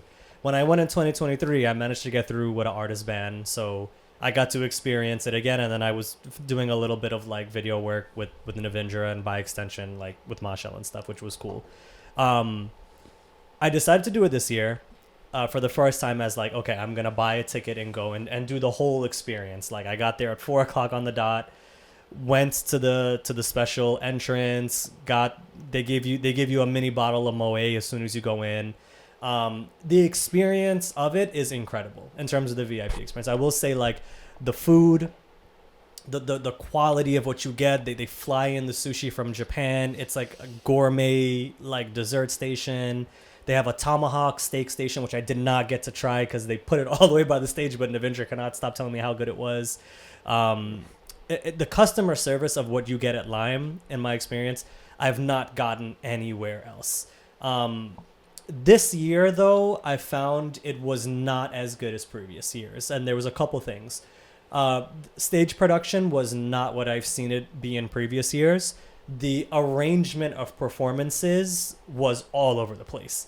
Like, it was chaotic. There was no flow. There was no buildup of what I've seen in previous years. Like, I'm used to, like, 2020. You go in, you try all the food. It's, like, as much gourmet food as you could think of, right? You have sushi, you have oysters, you have local food, you have wild meat, too, if you want that stuff. when the performances start, they have Ravi B coming in from a yacht as fireworks launch in the sky, and the yacht pulls up to the side of the Hyatt, and it's him and 2 other artists perform. Then they were supposed to do it that year. They didn't do it, but Marshall comes from an elevator into the floor and they perform on stage. It's Marshall and the full band, Keston the full band, all the other artists, every soca artist you could think of. They drove a whole carnival truck into the fete that year. You know what I mean? So back then it was a full experience of things. This year it was like we did not get any of that. Like their idea this year of like a big thing was like having Young Brother perform on a cherry picker, which is like why would you do that? Because he's standing statically as opposed to being able to perform on a stage. In terms of when they had artists come out, it made no sense. The other thing I noticed is that, and why I really love the VIP and Hyatt, is that when I go to a fete, I'm someone who really values listening to a band. Like, I'm there to enjoy the music and I'm there to dance and like have a really good time, right? So when you do the VIP and Hyatt, it's an elevated area that's level with the stage. You're not off to the sides like how you go to other events where people who are in those sections, quite frankly, like they don't care about the show. They're there to just hang out with people and talk to other people. The last thing they're paying attention to is the show. Whereas in a Hyatt, the VIP area is literally like eye level with the stage. So where I'm standing, I get a perfect view of the stage. Everybody else in general can go into the pit below and like be able to experience the show, which is great. So it's like a best of both worlds in that sense. Yeah, so anyway, when it came to Lime, I found that like previous years, they really did a very solid job in terms of like bands, performances. Where Lime really excels is just they're the best at customer experience. I have to give them that. It's super expensive, but for what you pay for and what you get, it is really incredible. The quality of food, the customer service. When you're in that Diamond VIP, you get to experience the whole show without any obstruction. And the one thing that was one of my favorite things about the event is that you never have to go to the bar. You never have to leave where you're standing to go to the bar because people just come up to you either with champagne or they ask you what you would like to drink. And the servers are all like super courteous. Like they all go out of their way to like ensure you're having a good time. I remember at one point I was with a group of like 6 people and I gave the girl like a 20 US and I was like, hey, I know you don't allow this, but would you be willing to make an exception and bring me and the crew a bottle because we drinking champagne like it's water right now, you know? And she got us the champagne, they brought us ice, everything was nice, and it was a good vibe. And I will say like the people who are in the VIP with you, obviously that in itself is another market of crowds. It's a lot, believe it or not, it is a lot of local Trinidadians. Mm-hmm. This year I would say in terms of Lime, it had the most amount of foreign people, and by foreign again, people flying in the Lime VIP that I've ever seen compared to previous years. Like in previous years, it was very much just local Trinidadians. And because of that, the vibe, while yes, they're stush, they're not going to be the crowd that's going to whine and gets on bad. They're a little bit more of the put your arms around each other and kind of jump up kind of crew. We do still run into issues even in Lime. And I'm saying put aside production issues, you also run into like cultural issues in the sense of like there are people, because of the price that people pay to be in this event, who can be like kind of obnoxious when they're in that area because they have this mentality of like, I paid all this money to be here and you like, they want you to go over. So if you're jumping too much sometimes, or they don't want to share certain space. There wasn't so 700 US and you telling me I can't jump up in that fete. Another patron was trying to tell us that I've had an experience like that. Yeah, right. And you run. Long story short, you can run into people there who are like that, who are just very like, they just feel that they're very posh and that they spent their money to be here and they want experience X and I want to experience Y. That come like Marshall and the Marshall show and South with the woman whose hair was butter and the other. Right? And that in itself is a whole cultural issue in its own, right? And now again, not everyone in Lime was like that, but it has been times where I was working at Lime and also as a customer at Lime where I have run into people like that. And I think that's a thing you're going to find in VIPs in general, which is why I don't normally do VIPs. If it was really up to me at every event, I would be as close to the stage as possible to really take in the live band at these shows. Unfortunately, that's not always the case because I would have to get there as soon as the doors open and stand in that one spot and never move, which just isn't practical. But in the case of Lime, I will say for me, would I go back again? Yes, but I also expect them to up their game now because the experience that they were giving in previous years was well worth the money. And this was one of those years where I was genuinely like, hey, would I want to spend this much amount of money on this to have this exact experience next year? And the answer is no. And that for me is like really conflicting because it's like, now it's like, you know, and I have to find something else to now go to and where I can get everything that I was getting from that event in terms of all the artists, the live band experience, the customer service and stuff. And I just want to remind everybody, like, this is not an event for everybody.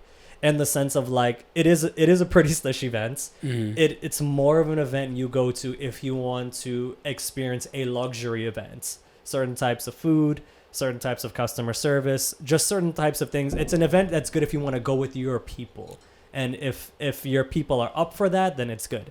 But it's not going to be a big unity, hug up, jump up, fun event. It's more of a spectacle. It's also good for marketing? A lot of people who live and work in Trinidad and Tobago say that it's good for networking and that they could meet the top execs in Trinidad and stuff. So would you recommend it for that? Yes. Okay. So, yes, I did not personally do that because that's not why I was there.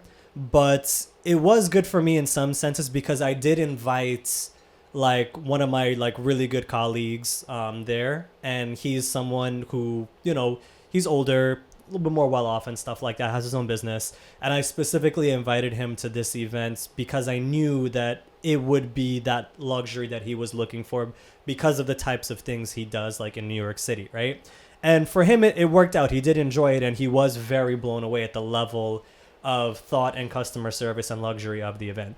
So for me that was good. But I again have an aunt who is very well connected.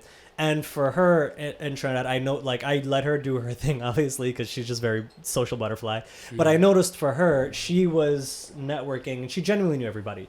But I noticed that a lot of people like her who were in the business world, they all network with each other. Like, I saw that with the older locals who own businesses or maybe be in the finance sector, or like our boy Faris. Our boy Faris Faris will never, for those who don't know, he was the former attorney general of the country, and now he's, I think, in urban planning. Yes. So long story short, he's, you know, up there with the government. Very, very nice dude from the times that I've met him.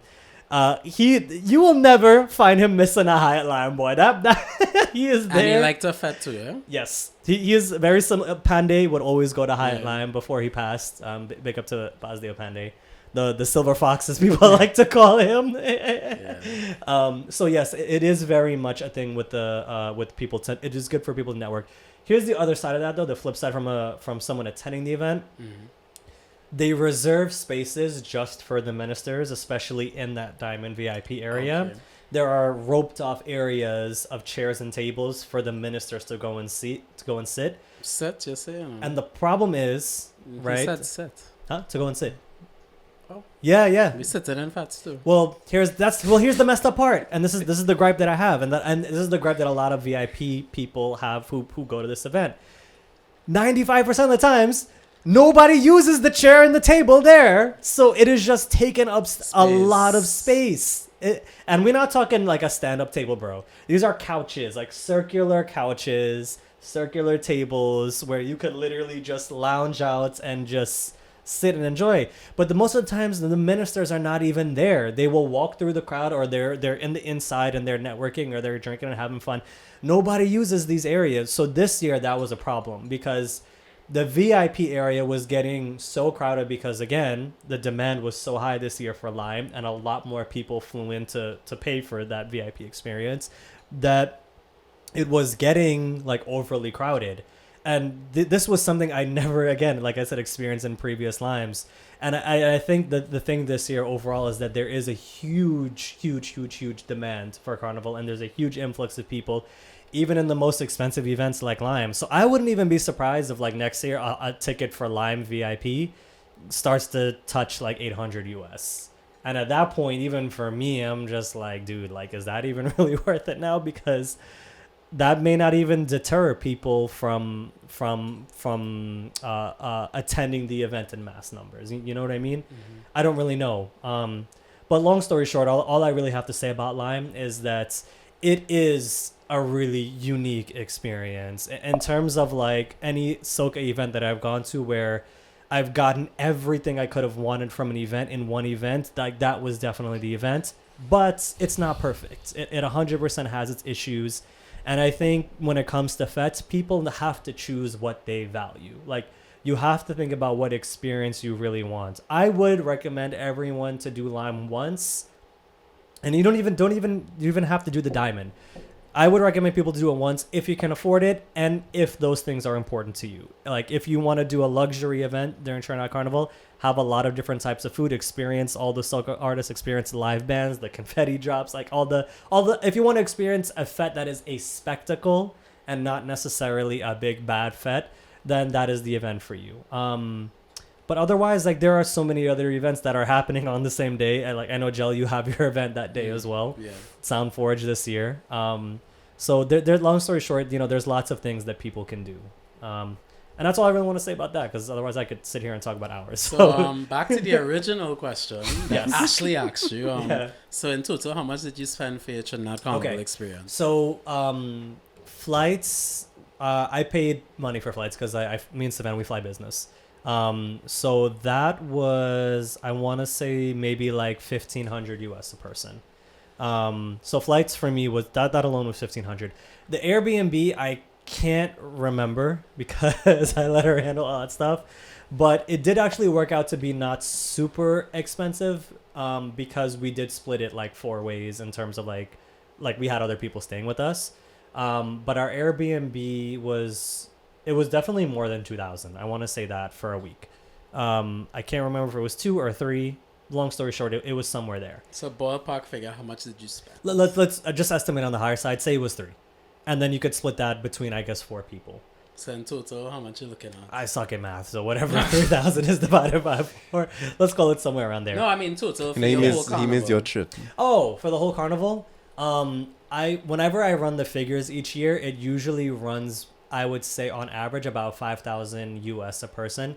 That's with flying business class, getting an Airbnb, renting a car, paying for a driver, paying for fete tickets and DDI if I do that, paying for our costume in Bliss, the VIP section, and food and stuff like that as well. After I add all that stuff together and maybe some other things, for me it comes out to about 5,000 US. Just quite a lot. I could save, like if I didn't fly business class, airfare alone would cost me half. Airfare would be 700 instead of 1,500, right? So I would have a huge massive savings there. The way I justify it is that I don't travel for the rest of the year. Like Trinidad is literally the only trip I ever take for the entire year. I don't go on vacation anywhere else. So it's true. It's not like how things was when that stimmy was coming in. We'll talk off camera about that because I don't believe that. Yeah. I think you went Costa Rica, but anyway. That was one time, yeah. But yes, that's how much it was for me. I'll let you guys go ahead. Gino. Me? Yeah. Okay.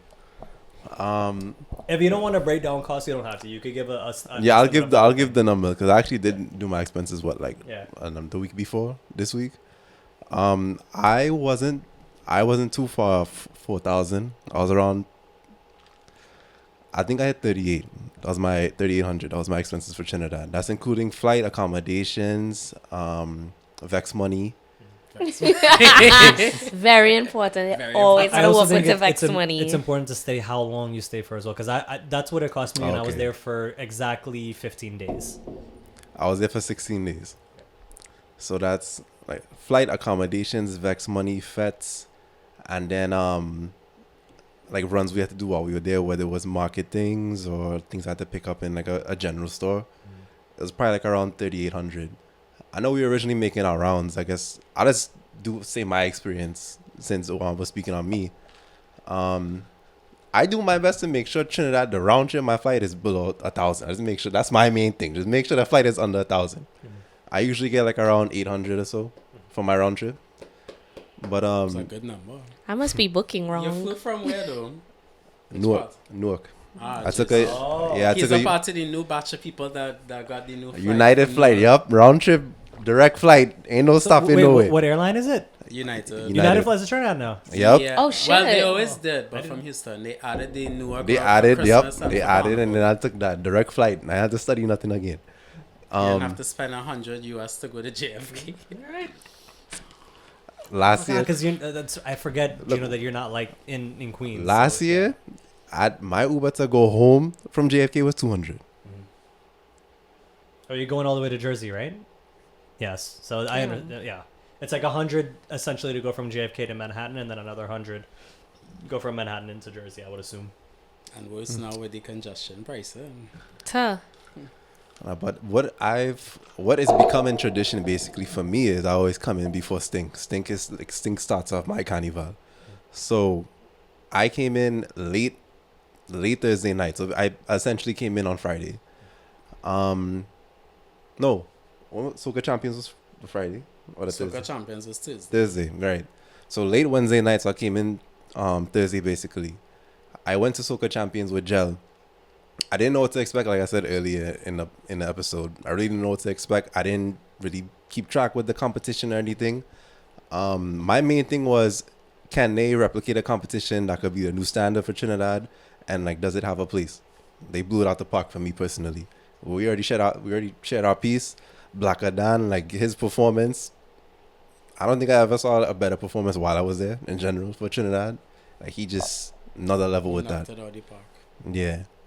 So that was a good starter for me. Friday was like us just trying to get our bearings organized for the 2 weeks that we will stay there. So market runs and this and that.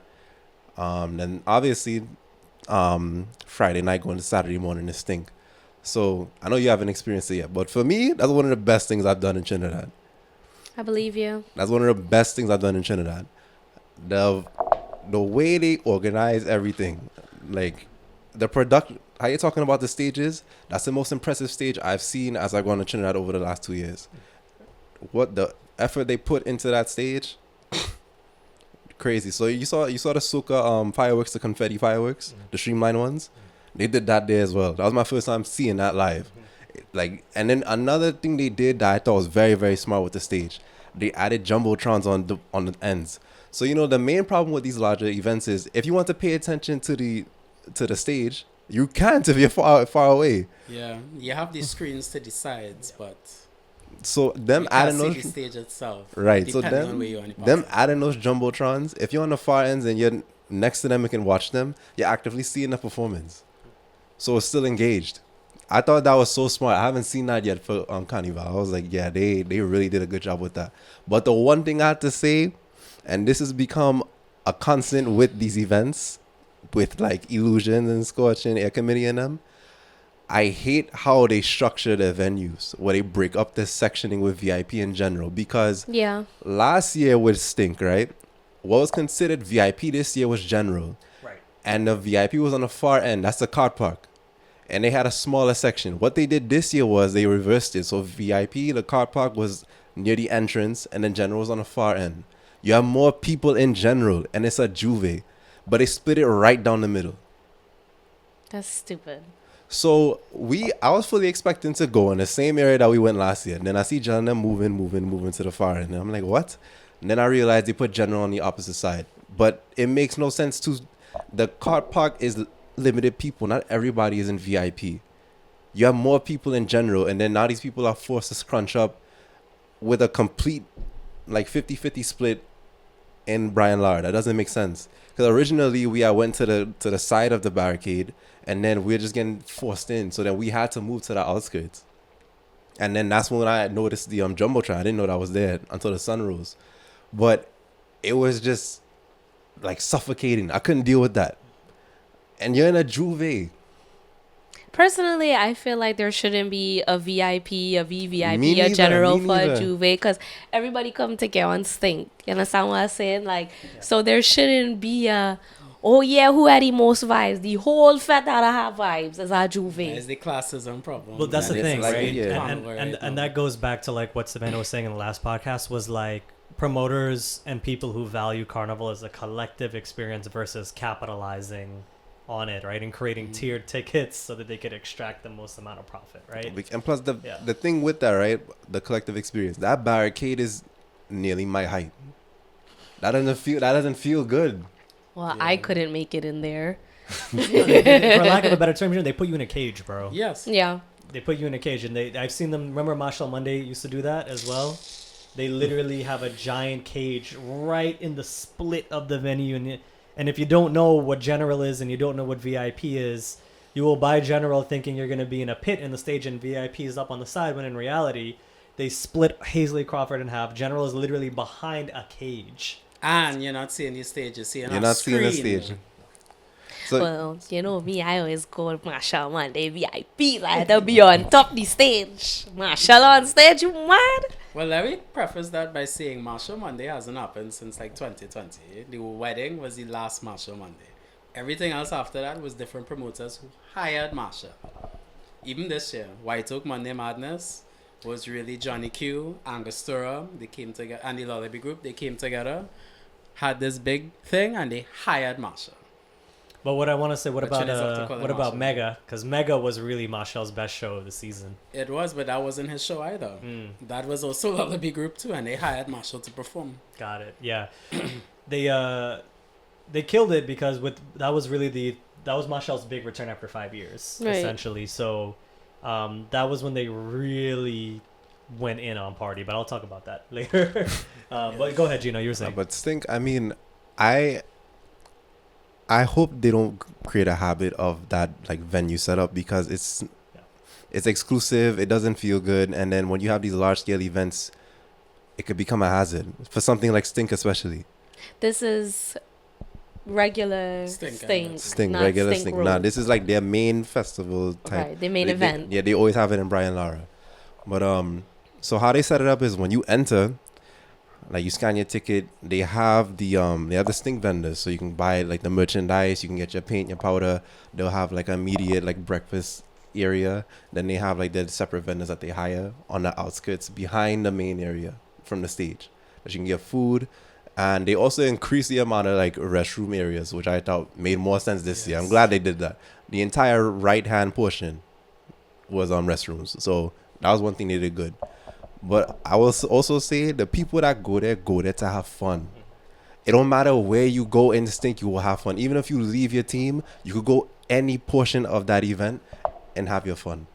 I'll always say that about that. I never had a problem like running around. He did it, I did it, the rest of them did it. We left our cooler, did all kind of, I was climbing a truss. You can see the videos and stuff. I did all kind of shit. I don't remember everything I did. But I had a time. My only problem now is if they're going to persist with this venue setup thing, it will become a problem. I cannot do that. Even though I enjoy the event, it's one of the best events I attend for Trinidad, I cannot do that. I can't. But the performances, Marshall, I wasn't expecting Marshall to come out. Marshall, when he performed as Stink, that's what I say, yeah, party taking. Road Marshall said, nah. Yeah, I know. For most people, once he performed it at Mega, that's when people were like, "Oh, okay." People were sold, like Yeah, like that ground, that concrete was shaking, like it was vibrating. I said, nah, this is a different. Yeah.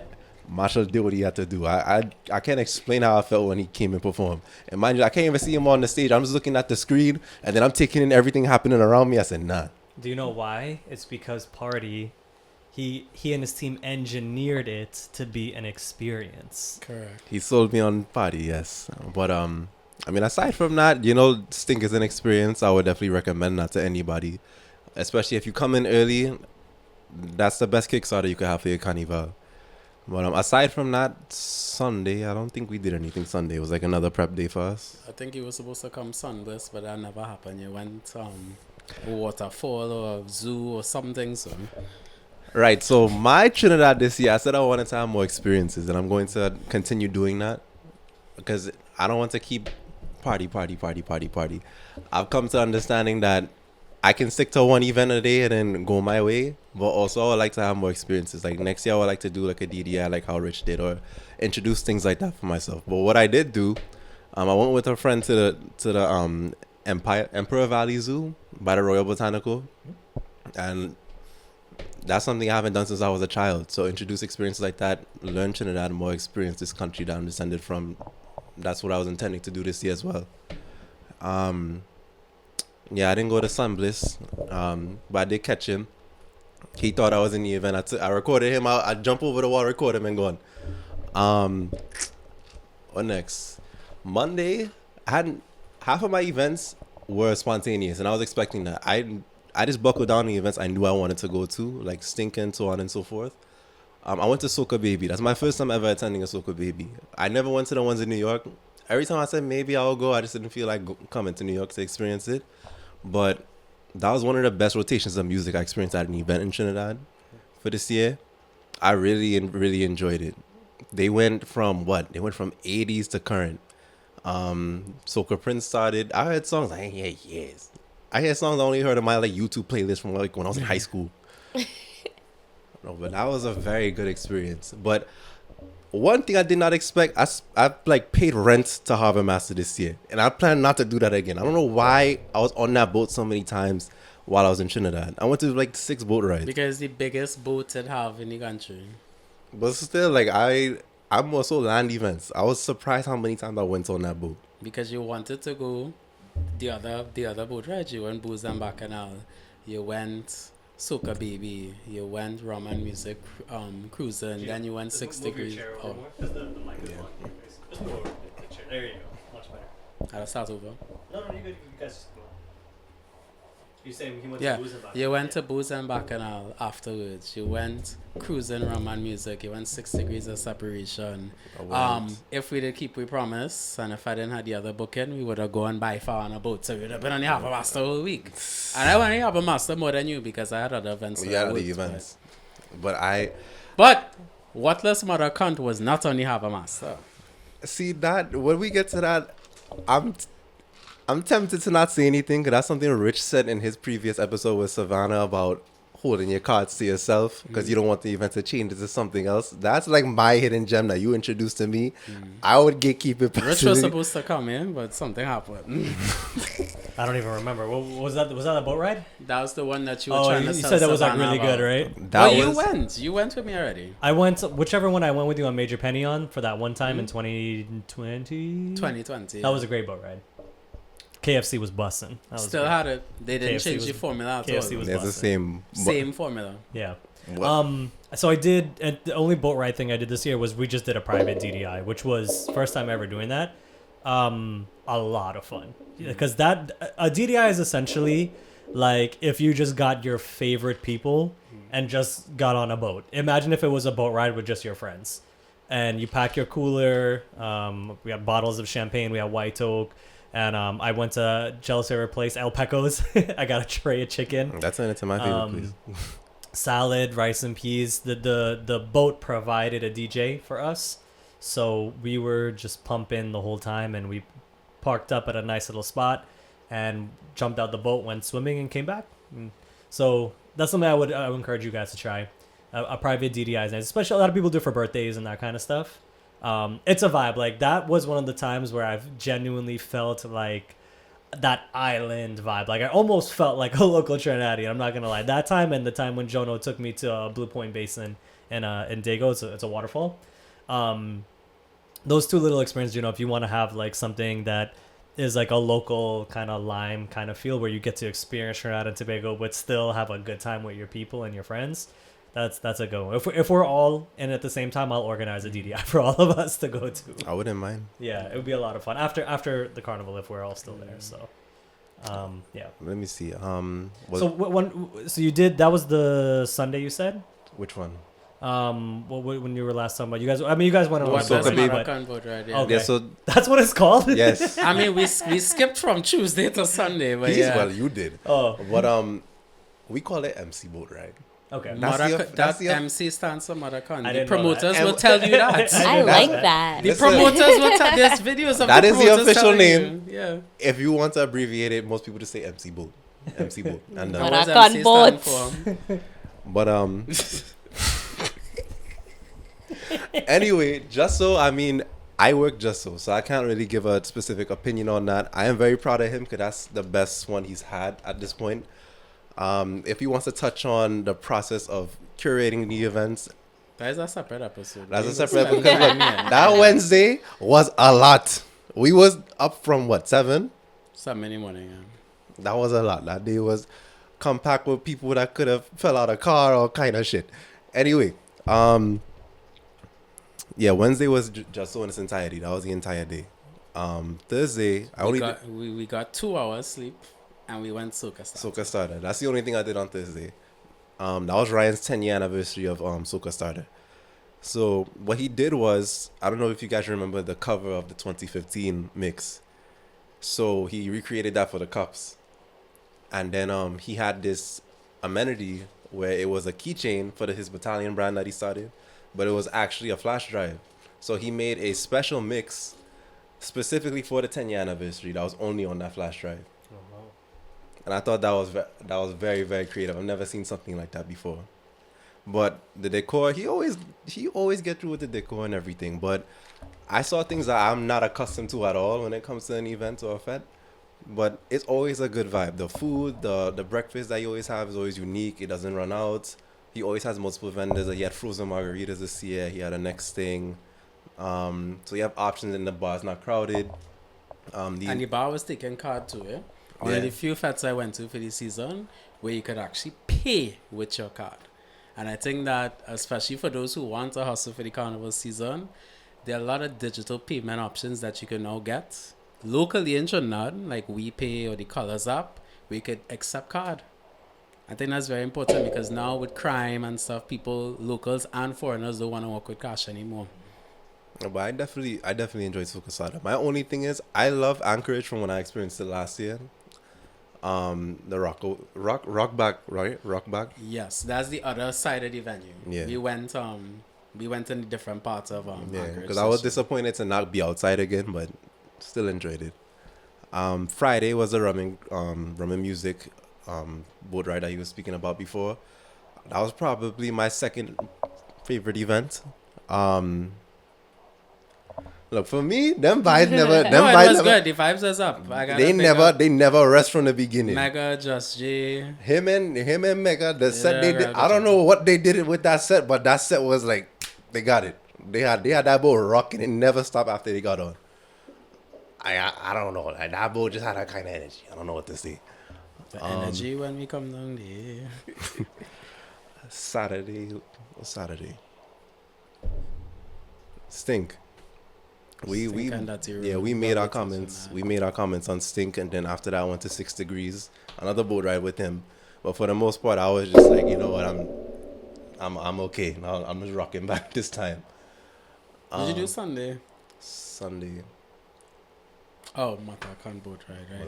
Right. So So we went DDI as well, but Yeah, in so a that's- public setting. So that's the appeal of MC Boat Ride. It's a DDI. But because of that, it's scaled down. It's very more intimate. I want to say, maybe 100, 150 people now? Yeah, not much people. No, they kept it. They kept the formula. So the ticket prices are a little more high to deter people from coming. But what you get your all-inclusive KFC, doubles, and other cutters. And then you're carrying your coolers. And there's a bar on board if you wanted. But the whatless part, and why is the whatless Maracan boat ride, is what happens when we finish, come out the water, and go back on the boat. That is when the whatlessness starts. So last year, because he told me, bring your trucks, bring another change of clothes. I'm like, I already have swim trunks on. I don't understand what you're trying to tell me. Then I saw when we dock up and then they put out the netting, they put out the inflatables, giving life jackets, people swimming, doing all this. I said, you know what? Next year I know what to do. So this year I went in the water, but that was my favorite event for the season. That's one of my favorites regardless for Trinidad. I will go every year. Because like he said, it just... After we dock up, go in the water and come back, that like 1 hour, 2 hour stretch, I can't explain how much fun it is. And then That's when the alcohol hits. and then they also hire local talent. That's what I like too. They hire local talent for the DJ, for like the DJ and MC lineup for that boat. But everybody, because one, the boat is intimate, two, there's not that much people. So you could put your cooler, you could bring your things, do whatever you want, have your space, go back to it. Because everybody either on the sun deck upstairs, at the bar, getting in like KFC or doubles early, or they in the water. And then you can still hear the music. So like, it just, you can do whatever you want to do. You have your space to go in the water, have fun, stay in your space with your stuff, go upstairs, and you're not crowded. You can maneuver through the entire space that they give us. And it's like, it's hard to explain, but and there's even like an obstacle course too in the water. So let's say that you don't want to party on the boat and you go in the water and you don't want to just swim, you could do the obstacle course as well too. Yes. It's So the obstacle course. So what? Because me and Black, well, I was drunk at that point, but apparently Blackie was a lifeguard in his previous life. I didn't know that. I was like, let's race to the shore. I come back up. This man like 3 steps ahead of me. I said, what the fuck is this? Anyway, we did all kind of stuff. The course, like he talking about climbing it, diving, jumping, wherever. The MC crew themselves. They also had the bottle girls I was bringing around 10 to 1. 10 to 1 rum, Sierra, and then us, local investor. Then us personally, we had this thing where we bring punchy punch on the boat and give it to everybody. But I do not recommend. The lime is a nice flavor. You're just having a shot. You're not supposed to drink it as a drink. Man, last time I had the punch, I told you I threw up in Wendell's bush. No. So You're overdoing it. You remember that alcohol creeps up to you and it's sugar, so you're not supposed to overtake. Take 2 shots and done. I know. But that's what we did to get everybody drunk on the boat. So when it's my set, everybody like forced to have a and they don't stick to the same rotation of the hits. Like I said, the local talent and the people they bring on like him, they are playing like true soca sets. Like you getting music and you getting people that want to enjoy it. So it's just a vibe. I really don't know how to explain it. I know you're talking about hidden gems in your previous episode. Like that's my hidden gem now. I would gatekeep it if I could. I don't really want to share that with other people, but the people I invited, they all enjoyed it. For some of them, they were complaining, dog. They're like, another boat ride, and we went on so much boat rides to the rig. When they come off the boat ride, I kid you not, Jal, that was one of the best boat rides we've been to for this season. It's still 5 years later. I still think they have a good product. That's dope. I have to big up Nigel and Moana. That's dope. Yeah, but that was definitely my favorite event for Trinidad. And then after that, obviously, was Juve. I did Secret with Gel. I've been doing it back-to-back years. I have no complaints. With Secret, honestly. Like Juve, if you in town, like once you have a crew that has like people that want to enjoy themselves, Juve is it more of like a, how I put it, local bands, or what is it? With a lot of people flying in play. Mix. It's a mix. But yeah. I'll tell you, it's overwhelmingly Spanish, Latino Spanish. So yeah, you had a lot of the band this year was people who were from Venezuela, Colombia, DR. Then you had the people flew from Toronto, New York, and then you had Trinis on top of that. So it was a real mixed band that we got. Dope. For the last 2 years, actually. So I had to learn a little Spanish. All right. So then, Road. Let's talk Road. What do you want to talk about? Because I know there was a lot that happened this year, but I do think it's important for you to talk about certain things, especially, not just what the experience was, and in terms of like costume and all that stuff, but also like music and just how you felt specifically on the road. So I don't know what it is with Yuma, but the Tuesday has been better than the Monday, and the Monday has had hiccups for whatever reason. And just to clarify, for those who don't know, Jel, you're also on the road, but you DJ for Yuma, correct? Yes. Okay, So cool. even for me to give a price breakdown, I'm trying to study how I give it that to other when I worked for most of Carnival. Yeah, You so don't I really will. have to. I can give you the events I attended though. But I will give a Yuma perspective as a masquerader. He is a road DJ at the end of the day, but like he's seen the things that were happening. But I as agree well. with you. Tuesday was way better than Monday. By far. And it's happened both years that way. I really don't understand why. My main thing with Yuma this year. My main thing with Yuma this year was I expected them to like innovate and like redeem themselves for that 1 in a million situation that happened last year. But my thing that's concerning with them is stagnation, because I've seen like Tribe and Spirit. I have to consider them like a top 3 now. They added innovations between this year and last year for their road experience. And for Yuma, I streamlined in my head what to expect, and nothing really changed. It's just that Monday was taken care of better, but I'm not really seeing anything to innovate the experience. And the thing What is, would you have liked to see on the road? in terms of what? Well, they're watching, so what would you like to see on the road? I could say what I want, but I'm curious as a masquerader, what would you want to see from you more differently, or that somebody bands did differently that you didn't see in you more? So I know this is a new thing. I don't know the logistics of how to implement this, but Tribe self-service truck, right? Because Yuma is the same size as them. You need to be able to streamline the masqueraders. Like, we all know Trinidad streets are narrow. You have all those main trucks. There's 14 main trucks in Yuma minimum. And then when you're making them turns and then people like crowding around those drinks trucks, and then the traffic that's already occurring when they're trying to make these moves, people get frustrated. Like, I saw people fighting to get to the drinks truck. Like, we were on like truck three or so. Like, it just kills my vibe to even attempt to go to a drinks truck and have all these people fighting up with me. Like, what's the point? Why I have to do this for this thing that I paid for, that like I'm experiencing with everybody else? And yeah, there's an argument. I could go to the back, but the amount of trucks you might have, why am I going all the way to the back to run up to the truck I want to experience? Because the truck I wanted to experience this year was 4. For me personally, musicality wise, his truck 4 and 5, they were the best. Both days, they were the best. And I don't want to run to truck 10 to say I want to get a drink just to have to fight to come back up. What's the point of that? Then the rest stop, I get St. Mary's is a giant open space. And they did better in terms of their venue setup compared to last year. But they were blaring issues like undercooked food that people were encountering, because I would be in line and then people walking back up to the rest staff saying like, oh, the rice is stale, or this so-and-so was not cooked properly fully through. And then you already have the problem of people like passing out in the sun. One thing they did do was they added up like 3 Lucas Day tents. It was a big improvement from last year. They had way more seating areas, but like Digicel had a tent right in the rest stop. They had charging stations. They had 2 lockers. On Monday I used it. So Tuesday I said, you know what? I know how to pace myself. I know we had to leave earlier. Tell me why when we get to the rest stop, I go to the charging tent, right? I see nobody on the right side. I'm like, why? So I walk up to the girl like, oh, the right side not working.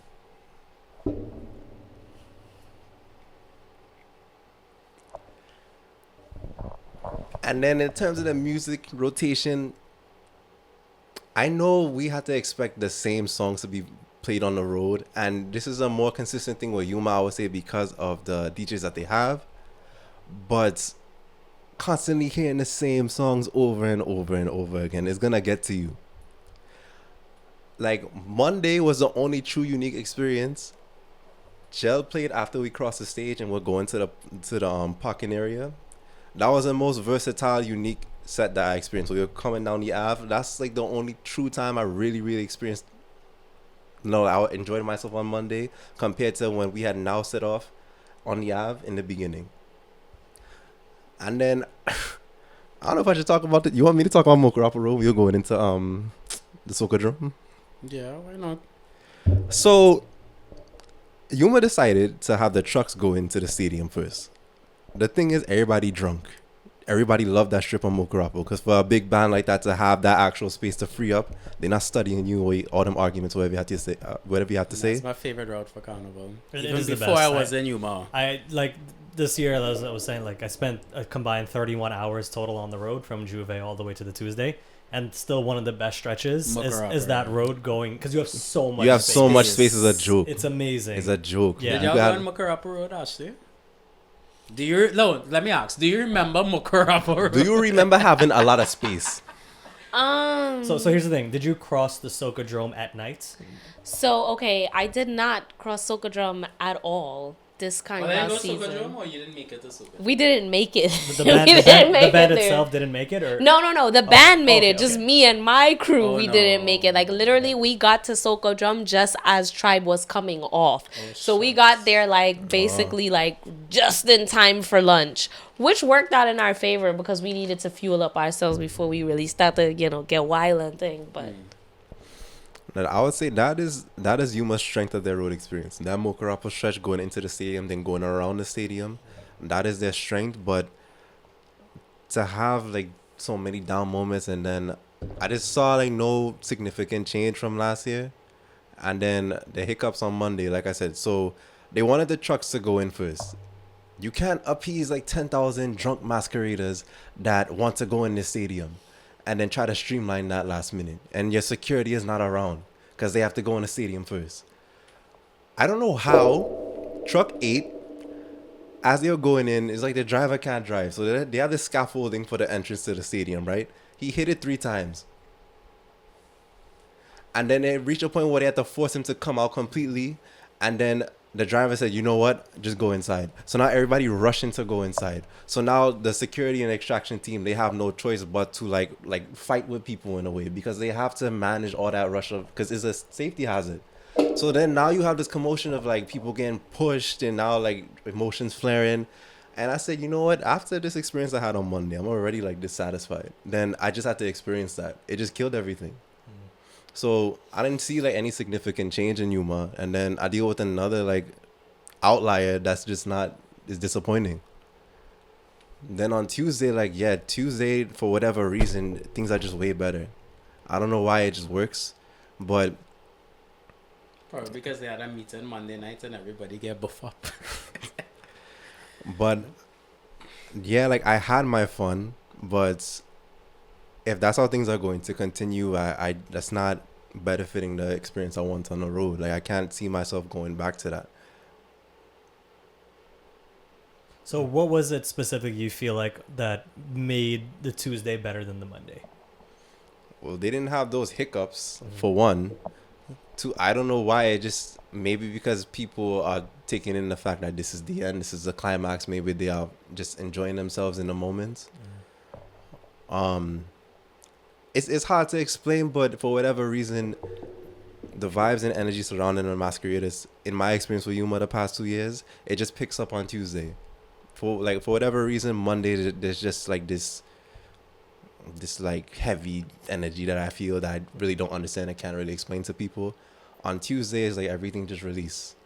I wonder if Juve plays a part in it, because people are tired from Juve. I was gonna say, like, I think a big part of it, Gino, is that a lot of people on Monday are like really tired from a whole week of fetting and they're extra irritable. Whereas once you finish Monday night, most people tend to just go home and actually get like a decent amount of sleep. It's true, yeah, because they're not going out again. Unless, of course, and this is why I have to big up the ladies, because I know this is the thing, unless you got to wake up matter. Like, I know Savannah's have to be up at like 3-4 in the morning to get her makeup done. That's no joke. It's no joke. So, but from what I understand, like, I think that could definitely be a factor. And we'll say with Bliss this year, it was the opposite. Bliss, the Monday was solid and the Tuesday was okay. Yeah, like I feel like it's that way for me too. Like I feel like, first of all, Monday is my favorite day. Like I feel like Monday is the time for everybody to be individuals and to free up yourself, Whereas, yes, you can do that on Tuesday, but I feel like for me personally, I give it my all on Monday. To the point, which is what I was saying earlier, to the point where Tuesday, we didn't even make it there on time to cross Soca drum stage because we still trying to catch ourselves from Monday. Like, Monday, we went hard. And whereas Tuesday was like, okay, Tuesday's the day to be pretty up and take pictures and, a little hoity-toity, a small wine, kind of thing. Where Monday, we getting on bad. We stink from earlier. That makes sense, though. What Bliss did, I don't know if Tribe did this as well, but what Bliss did is that they actually didn't start the day early like we've done in previous years, Gel. They started the day at like 11 o'clock at the rest stop. So Bliss, they took a page out of that Spirit book. Yeah, you didn't meet the band at 8 a.m. or whatever time it was, like right after Juve. They essentially said like, yo, you don't have to rush and meet us right after Juve. You can go home, clean up and stuff, and then just come meet us at the rest stop, have your lunch and stuff in the beginning of the day, and then you just go straight through until it ends. See, that's the next thing too, because I noticed that Spirit, and I'm assuming Tribe did it as well. They had like that WhatsApp channel to tell you what's going on. Oh, yeah. Yes. So they had where you were able to locate the truck. Like, okay, like for us on Tuesday coming in, we came out pretty late. At this point, like I said, we still trying to catch ourselves, don't know our ass from our elbows. So we just like, what? Where's the truck? So what I didn't know there was an app there or well on WhatsApp where it showed you like where the truck was and it gave you like the live locations where it was easy for us to find the band versus, you know, in previous years we just like, all right, well, we just gonna follow the big song until we see the tribe signs. So I thought that was really cool. Who was in the band and hope they have right and right. Yeah, so when I see things like that, right, and I'm equating it to Yuma because Yuma is of the same size and stature of these bands. If it wasn't for him, I don't know where to go, because I had to leave late because I was helping his mother with her costume. So, and then the thing with Tuesday is way more bandwidth, so you're not getting no connection the minute you step out the house. It's gone. Right. Like Monday, you actually have something in certain locations. Tuesday, it's a wrap the minute you step out. Unless you have a local sim. Yeah, so I did an eSIM this year, and I still didn't really have service. Like after Lime, we did not have service. I had to connect to the Wi-Fi, and even then, my driver didn't have. Huh? Be mobile. I did digital. Yeah, eSIM. And you had no service? Yeah, a lot of times. I think this was the best carnival for me in terms of service. Didn't have after Lime. Didn't have on the road. So funny enough, we got to the Savannah, across Savannah stage at night on Tuesday, and you know this was tough. This was the toughest part of the road for me. The drinks truck cannot enter when you cross the Savannah. You can't see it, no. And you are waiting 30 or 40 minutes to get to the Savannah stage from the entrance of the Savannah. So all the local vendors are there. So I went over to the local vendors, and bro, I kid you not, I don't know what it was, but these people just like could not be bothered to serve people. Like they were just taking their sweet ass time. They like you would be I literally had to go in front of people's Monday faces. or Tuesday? This was Tuesday. You know why? The drunk, They right? don't know. Oh. They don't serve. Sweet. They don't serve over thousands of people throughout the day. Or do we need time to Why that catch up? ringtone so sweet? Who's that? What's this sweet jazzy? That's, Travelers this is how we know it. There's not true Soca fans. That's a real, This is a Soca song. yeah, that's Is it? Yes. What song is that, Gino? Tell them. I forgot the name. I ain't gonna lie. GBM Is it Neutron, I ours? like that. And Oh yeah, that's that. That's I the did jazz- only, to be that's- fair, I did only hear you did only give me 3 seconds. like the intro, like I was even me, I was like, Jell would know it as a DJ. But Anyway, it's a Soca song. but Big long up story, GBM you, Neutron. you were saying the vendors of the Right. Savannah. So after all them bands cross, right? You don't think they had a rush from all the bands from in the morning with us and Human Spirit and them? Come down. And the night, of course, they're gonna be tired. They serve probably thousands of people. Yeah, I mean they didn't have water, which was the thing I went there for. So I ended up buying 4 bottles of Stag. But what happened was because I didn't. that'll have, do it. That'll I do had it. Hydration. I had no choice because I had no servers though. Remember that when I was at the bar, the truck kept moving, so I lost my group, and there was no way for them to contact me. And at that time and at night, the Savannah gets a little sketchy because one, it's like a lot of just stormers tend to come in, and I don't want to sound bad, but the truth is the truth. It's like there are like vagrants and stuff that come and like some creeps that storm into the band. Because it's dark, the security can't really fully tell like who's supposed to be there and who's not, and because of getting to the stage, the ropes drop a lot. So that was probably like the one point where I didn't have service, and I really needed to have service to figure out where my group was. I just ended up just going by the Savannah stage and just waiting, and it turns out I found them, so it was fine. But like I know for Savannah, like she was literally like she was crying because like she was just panicking, like she literally thought that like something had happened. So I know obviously every year we go to Trinidad Carnival, we always have cell phone issues because the towers get overloaded.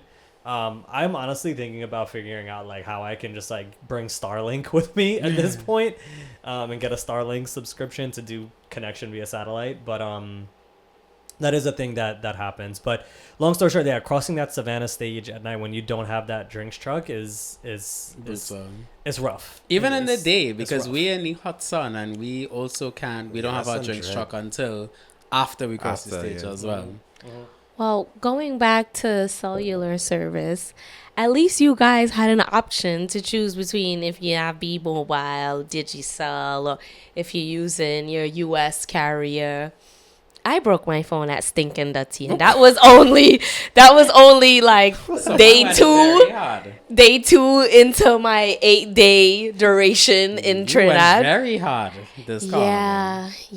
I had a time, which is probably why I don't have like a lot of content like as I normally would in like previous years attending Trinidad Carnival.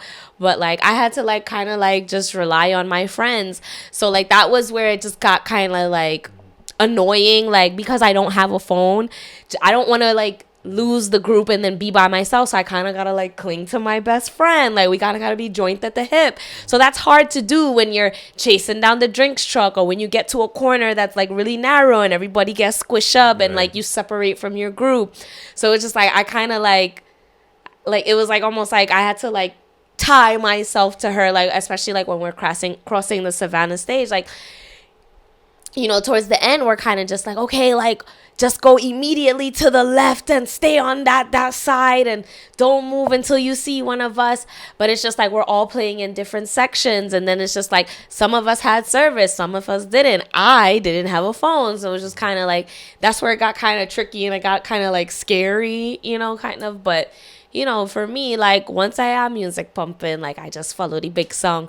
But the drinks truck turning off before you even get to the Savannah point, like that part was probably like annoying, because it's like, okay, we about to cross the Savannah stage. I'm trying to pump up myself, trying to hype up myself, but I need a little liquor encouragement. Nah, don't have that because the drink trucks are gone. So you just kind of have to like rely on like your own vibes, like you hyping yourself up. Yeah, or you have to go to one of the local vendors, but even then, you know, you're going to be waiting in line for a while too. Yeah. I feel like by the time Tribe got to, because this was like at the end of the night, I'm talking about Tuesday night. By the time we got to the Savannah, like sun is down, like this is like pretty much like the last hour of road.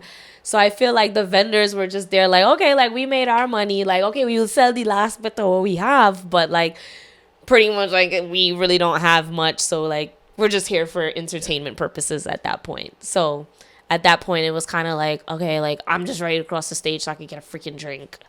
Nah, totally. So okay, so I have a good idea of band experiences. What I wanted to touch on, and Jel, obviously for you as a DJ, I know this is like something we talk about a lot, but I do think it's still good to like have you talk about it, especially because I know this is like one of the core values of like what DJ Jel does.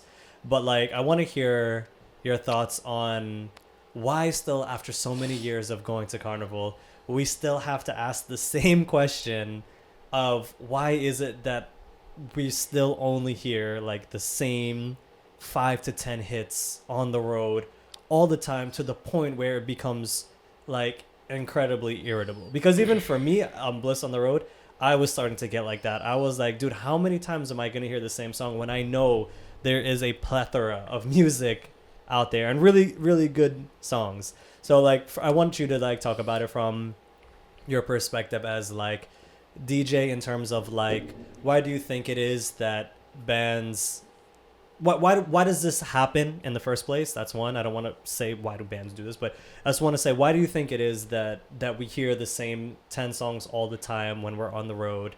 And how important is it to hear other songs that are out for the season? And how does that influence like the Masqueraders experience?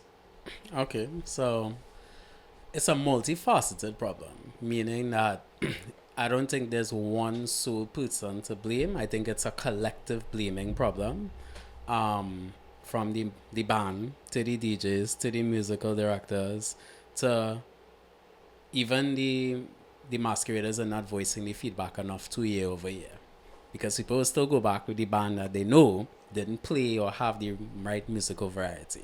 So everybody has a part to play in this. But I'll say this, from what I hear is that so many DJs are afraid to play the new music because the perception is that masqueraders don't know the new music, which I know is not true, because I would say maybe 45 to 57% of the masqueraders are listening to mixes. They have Spotify playlists, it have Apple Music playlists, it have YouTube mixes, SoundCloud mixes, it have the radio as well if you're still old school and listening to radio in Trinidad or Team Soca or whatever the case may be, win radio, right?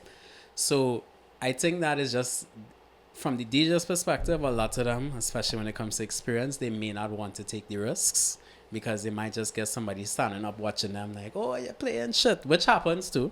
It's happened to me before. Like one of the tunes I played on the road this year, for example, earlier in the season, I played Tiger Baby from Salty and Militant, the remake. Somebody say I was playing shit.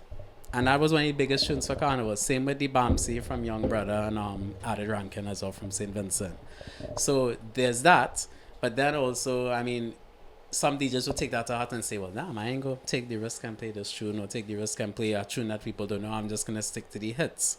But then you're doing the artists on them a disservice and you're doing the masqueraders who spent the 3,800, 4,000, 5,000 US on the experience because they paid their money to play, to hear the music that they've been priming up themselves for the last 2 months.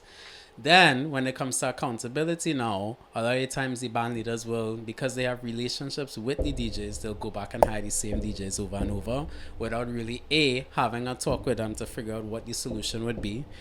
B, having a mandate to say, well, if they're going to play these songs, here's what we would ideally like, because we don't have those conversations. It's with more...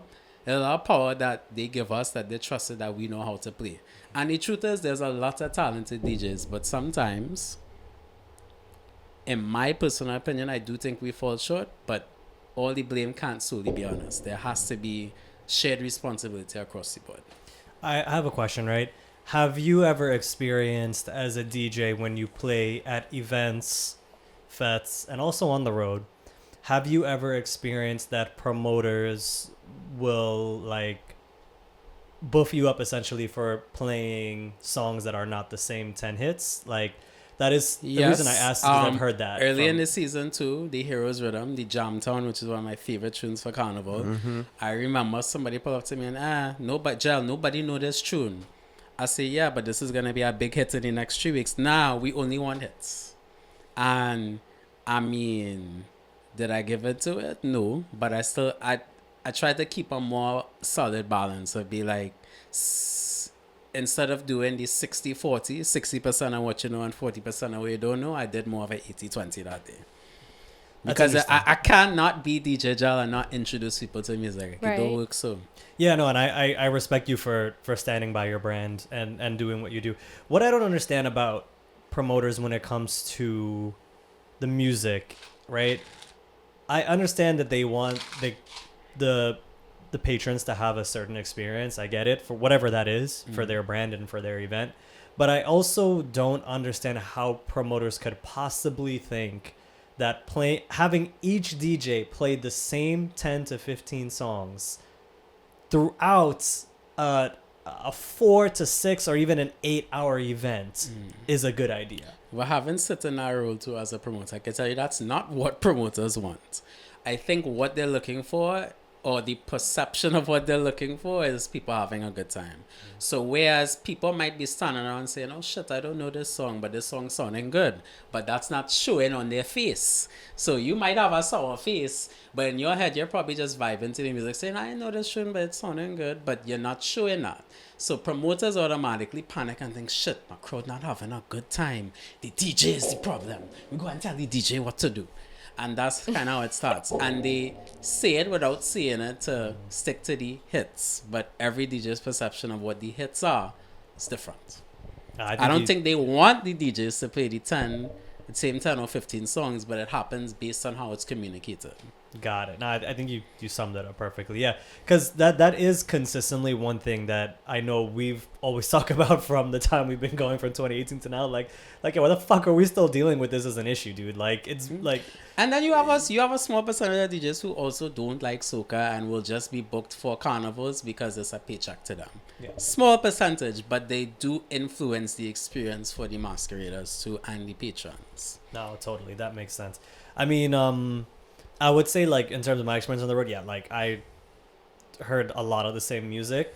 There were good trucks with Bliss, but I myself got fed up. I do want to big up Soundboy Ryan, because his set on the road, especially on that Monday, was definitely vibes. And I've been a huge fan of his work from the time he started, really, with his edits. to now. And for those of you guys who don't know Soundboy Ryan, if you love songs like, you know, Good Spirits or just anything on the Big Links rhythm, that drum that you hear in the beginning, was actually Soundboy Ryan had created that years ago. So he's an amazing DJ, amazing producer, young he's dude from South too, you know. Yeah. South team. Gotta pick up the South crew. But yeah, that was just something I wanted you to touch on because I think it's important. One other question I wanted to, I know we're running out of time. But did you guys, I didn't see it in Bliss and I didn't hear it in Bliss, but did you guys hear other types of music on the road that was not soca? And whether it was Tribe or Yuma or one of the bands? So for me with Tribe, I know a big, I guess, non-soca, but kind of soca song that they were playing a lot on the road. You heard it frequently, was Balance and Truth.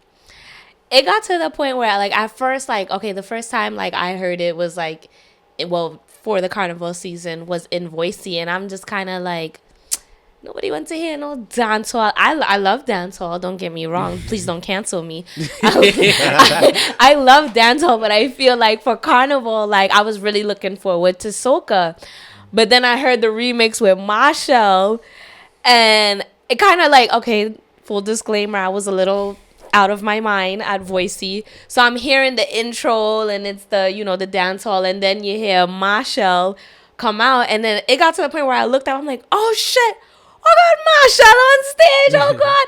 So for me, that became one of my favorites for the carnival season. So where on the road, it was just kind of I already had a 8-count routine in my head that I'm gonna do when this song plays. So that was one of my favorites for this carnival. Non-soca, but kind of soca. Did they play Bouillon on the road?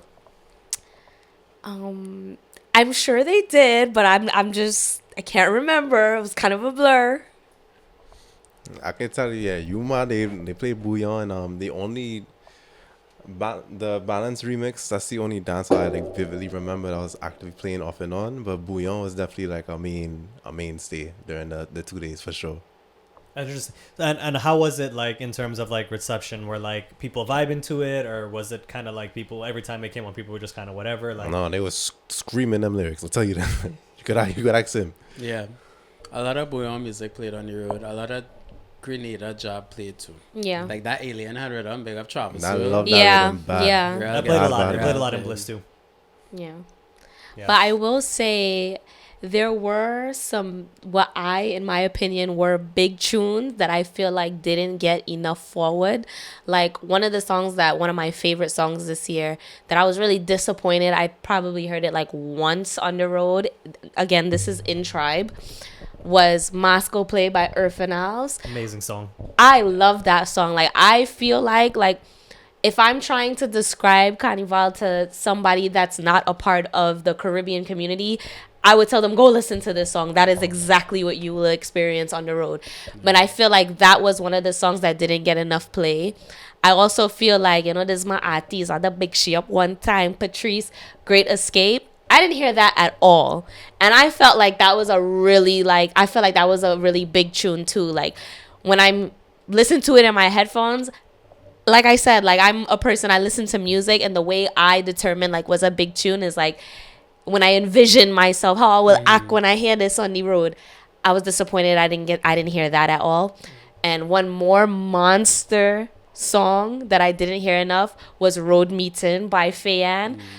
I don't know. Personally, I feel she could have pushed it for Road March, but I don't know. Maybe I don't. She was on the score sheet though. She got 11. And I felt she should have been, her ranking should have been a little bit higher. But those 2 out of the 3 that you said there did play a lot in heavy in Yuma. Oh wow. Not Great Escape though. But Moscow Play and Road Meeting, yes, real play. Yes. Well, maybe I was just in the wrong band. Maybe that'll come Yuma. Road Meeting did play in Bliss, not in the way that you would expect it. They played it when you got a little bit close to the stage. Yeah. But it didn't just play just so on its own. Moscow Play, I did not hear pretty much at all. Maybe once. I personally would have loved to hear some more songs from Teja. I would have loved to hear Higher. I think I heard it maybe at one event that I was at. I did hear Energy once in a while, but not like that. Wow. Now, We did good and we back. all Yeah. three of his big contributions All to his songs Banca, played. Higher Power, and Energy, they all played. Road Yeah. Meeting played. Masco played a lot. And maybe it's because a lot didn't- of the young artists, like, they I think played so. mass in our band too. So. I didn't Yeah. get to hear a lot of Voice C either. I didn't get to hear like Higher a lot. Well, I can agree They to that. played Voice C. Two Own Way. They played Plenty. Two Own Way once in a while. Excuse me? Yes. Oh, no. But the other one that did get played a little bit here and there, obviously, was what's it called? Retro. Retro got played in Bliss, obviously, on the rhythm. Dotish. But I did not. Yeah, I Dotish did, was a big one. I didn't hear the other one a lot. I would have really loved to hear Two the voice Own Way? in Two Own Way a lot. I Two think Own that Way was the played it. soundtrack of the entire carnival That for thing us. played the Yeah. entire freaking. And What? I know that they didn't play it a lot because I remember really only jumping up to it maybe 2 or 3 times. Because whenever that song comes on, I'd climb fence and everything. Nah. Yeah, for real. That's- That was my song this year. There was Yuma has this thing where like 2 songs will play in succession. They had this thing with Down There by Malik. Yeah. And Oh, that was a Bamsi. big one in But Tribe Malik played too. mass and Yeah. Yuma too. And Dude, Bamsi played. That was a two- big one in so- Tribe. Them 2 play Bro, like yeah, Bamsi back to played a back. lot too. Yeah. Bamsi played so That was much. like the Juve road match. I think Yeah. another big song in Tribe, like you literally heard it, like let's say like, okay, you're walking the straight strip, you're going through the different trucks. Literally every truck played Fling It Up with Marshall and DeVito. That was one of That's my awesome. favorites too. I'm glad you got to. I and love that. Makes that. sense though because Tribe is Marshall thing, right? Right. Bliss, I wish they did that more because I didn't hear that song that often. I would have loved to hear it so much more. But I mean, Kes is the marketing artist for Bliss, so Did Traffic Jam play? I think 'Cause that played a Traffic lot Jam in did Yuma. play I think in it, Tribe. I think it played a little bit. Traffic Jam was Yeah, so special for me on it. All in That's on this all I'm traffic gonna say. jam. yeah. Unfortunately, we didn't get Last Drum. Okay. Yeah, I don't think yeah. people knew Last Drum either. I doubt So it. we No. did hear Last Drum in Tribe. Really? We did. Not as much as you think you, but I remember hearing it because I remember I was beside myself when that played. You know the Tanga. Believe it or not, I think Last Drum only played maybe like once. I did not hear Last Pressure? Drum on the road like that. I heard Pressure once. Maybe. And I had to get on. I had to jump up for that one because I They feel didn't like play a lot of Pressure Kes. was Yeah. an underrated song for this Carnival season. I really do. Like, you know what song I wanted to hear on the road, even feels like a cool down period? Rhythm. Oh my! Treasure. I didn't hear Yeah. that one. That No was a one big played that one. song. I wanted to That hear was a more, big I one. wanted to hear more of Tasia, and I did not. Yeah. Did not get those songs. But you know where I'm sure which band probably played it. I wouldn't be surprised if that was a big thing in Lost Tribe. Oh yeah. Oh well, yeah, that's his Yeah. team. Yeah. Yeah, like that whole. So I realized like with the soca artists, like that whole kind of like hippy dippy kind of vibe of Lost Tribers. That's the best way I could put it. Is like it's like what is it? It's like Jimmy, Don't kill me. Kutain, Jimmy October, like these very like more like chills and kind of like I don't know what the right word is, but they're not like jump up soca. It's spiritual. It's Yeah. more of a spiritual soca vibe, right? And you get a lot of that in Lost Tribe. And Actually, they self-proclaimed. They're called the New Calypso. it makes sense. That's Makes what sense. they want to be called. Yeah. Yeah, I could see that. I could see that. One song that and again I wouldn't expect it to get played, but I would have loved to hear it more, just somewhere in general, even on radio, was Sprung with Jimmy October and and Tasha. Tasha. Jimmy October and Tasia, because that was one of my favorite songs. I know it came out early. I know a lot of people don't know it, That came out in Miami time. but it is a Before nice, that, sweet, came out since groovy summer, song. July, August vacation. Yeah, I wish I would have, but you know, in an ideal world, maybe. So just play your music loud. Yeah, it's a nice one. I think Kutain though really came through. We heard the hero rhythm a lot. Yeah. that We heard a hero rhythm a lot. big links in hero take the carnival. Yeah. I don't care what nobody says. for the season. You know what was another Tilden big Halton. song in Tribe?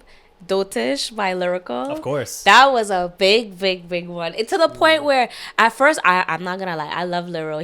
I feel like he's one of my top 5 soca artists. When I first heard Dotish, I'm like, yeah, it's cool. But it's just like it was running so much in Tribe to the point where it's just like, okay, now I have a routine for this one too. The like, thing with Dochish is that it's a very catchy song. Yeah. right? In terms of writing and lyrical content, extremely easy to sing along to. So when it first came out, was I the biggest fan of it? No, because not that it was bad or anything, but there were other songs that I liked more. Right. And similar to you, the more I heard it, the Brother. more like I fell in love with it. Right. Yeah.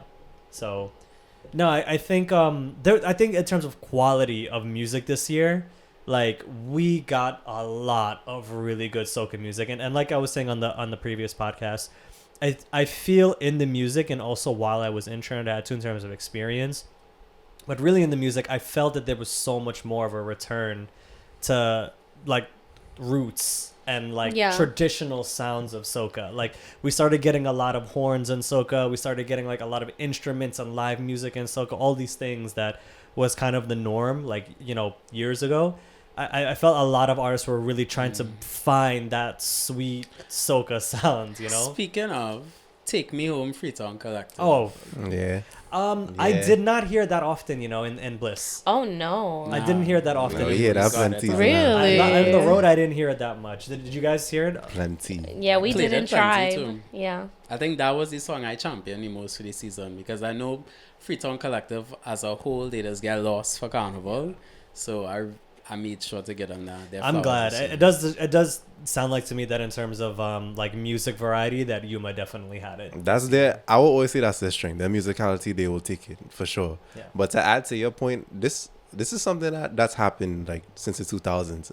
Every decade of soca has a transition in the music, and there's always like a producer leading it. Like the 10s for me was Casey Precision. He always led that for me. We have Tano now. If you look at 2022 to now, look how the shift is. I mean, 8 of the top 10 songs are Tano Tano, produced. and, hold on, but I also had to give, because generational though, Red Boys. From 2007 with Now Going Home from Biggie Irie, Woman by My Side, to Lucy, Big Girl Now, to now with the Tilden Hall Rhythm with Dotish. They've been consistent for the last 25 years. Oh yeah, we can't forget the big hits like Backyard Jam and and the My Hook and Mirror House, Rhythm and the stuff like Purple that. Heart Yeah, Rhythm, all But that stuff. one other, these And individuals, because they did Two They as did well. that. Too. Sorry, go ahead. Ash. these individuals that I wanted to also highlight in this episode, full blown, like I know they've been around for a minute, but I feel like this year they were really, you know, on the forefront, and come to find out they've written and produced they've been a in lot of my favorite soca songs They've been from, in you this. know, years back. So honestly, you know, big up Full Blown. You know, if you want to make a rhythm and host man the rhythm, I coming out with soca tune next year. They gonna write it for you too. You know? I hope so. I hope so. As we've seen in soca, a lot of the best soca artists started as writers. Right. Like Taja, Voice, Irfan, yeah, Pretty. like so Pretty, many yeah. of them wrote Yeah. so many of the biggest hits. Skinny as well too. Yeah, Oh, Skinny's pen game, Problem unmatched. Child, GBM. Nadia, Kerwin, Nadia, yeah. those are Kerwin, boss yeah. writers right there. And I think when it comes to writers in soca, the reason why they excel so well is that they understand how to put an experience and an emotion on paper, and then they give it to the world to bring to reality, right? So a lot of times it was really that these ideas of fet and what you wanted to feel on the road would really start with the writer, and then it was really artists that were just kind of the medium of bringing it to life. And I know a lot of times, you know, whenever we see artists, like we just assume that, you know, because they're the face of the song, that, you know, that it's really all them. But I think it's very, very easy to forget like the impact that writers have. Yeah. And I definitely just want to big up all those incredible writers, because it's really with them that it all really begins with just an idea in their head, and then they put it on paper Even with and let the world experience it. Even with Party, like a lot of people hating on Marshall, but everybody loved Stage Gone Bad from Casanova, right? The same person who wrote that, Andre Jeffers, wrote Party for Marshall, and he deserves his credit too, because he's been penning road march songs to give us those memories. So it's not only about the artists, to your point, it's about the writers. They deserve the shine just as much. Yeah, 100%. But yeah, it sounds like in terms of road experience, I think we all experienced Carnival a little bit differently, and I think that's one thing I just want to say too, is that like whenever, for those anybody out there listening that wants to experience Trinidad Carnival, just know that there is no one way to experience it, right? There's so many different ways that you can experience a carnival based on who you go with, the events you go to, and the band you play with. All of those things will give you very different things. And I think that's like one of the reasons why this episode was like so important to me, was because I wanted to actually like show everybody out there that like you can experience carnival in ways that you didn't think about, and in different perspectives too. Yeah, because even things of like traditional versus your commercial fete versus a small fete versus that little backyard lime, right? So there's different things that you could do, and you don't always have to do what the in crowd is doing. You could curate your own carnival experience, and I recommend, just like with what Rich said with doing DDIs and doing these other things, try something different instead of doing what everyone else is doing for carnival. Yeah, like the main thing for me, this conversation encompasses the main point of define your carnival experience, but you have to go ahead and look for those things, because Trinidad is not easily accessible. You have to either learn from people, how people are in this scene and true to this. To really carnival corner. Well, that's the next thing too. So as we're talking about this, another topic of conversation is reviews and actually having a platform to like voice these experiences, because for the most part, Carnival has been here safe for a long time. Now we're in this era of social media and where we have access to everything. Reviews and actually having a place to look forward to these things, to get some background knowledge before you enter it. Like the power of reviews in your voice has become like a really important thing now at this point. So we have been introduced to a platform called Carnival Corner. It's not new. It's been in the making for a number of years. But me and Jel have actively used it within the last couple of years, and we encourage everybody to use it. But for now, they've had Trinidad for the most part in between band reviews and majority of like mainstream fetes or like streamlined events and experiences. They'll open on the website for you to leave a review. These are the things people need to really like define their experience, especially with Trinidad and then abroad to other carnivals. But I really encourage people to use Carnival Corner. If anything, I also have a competitor too that I'm also associated with. You Big are. conflict, but there's openly as well too.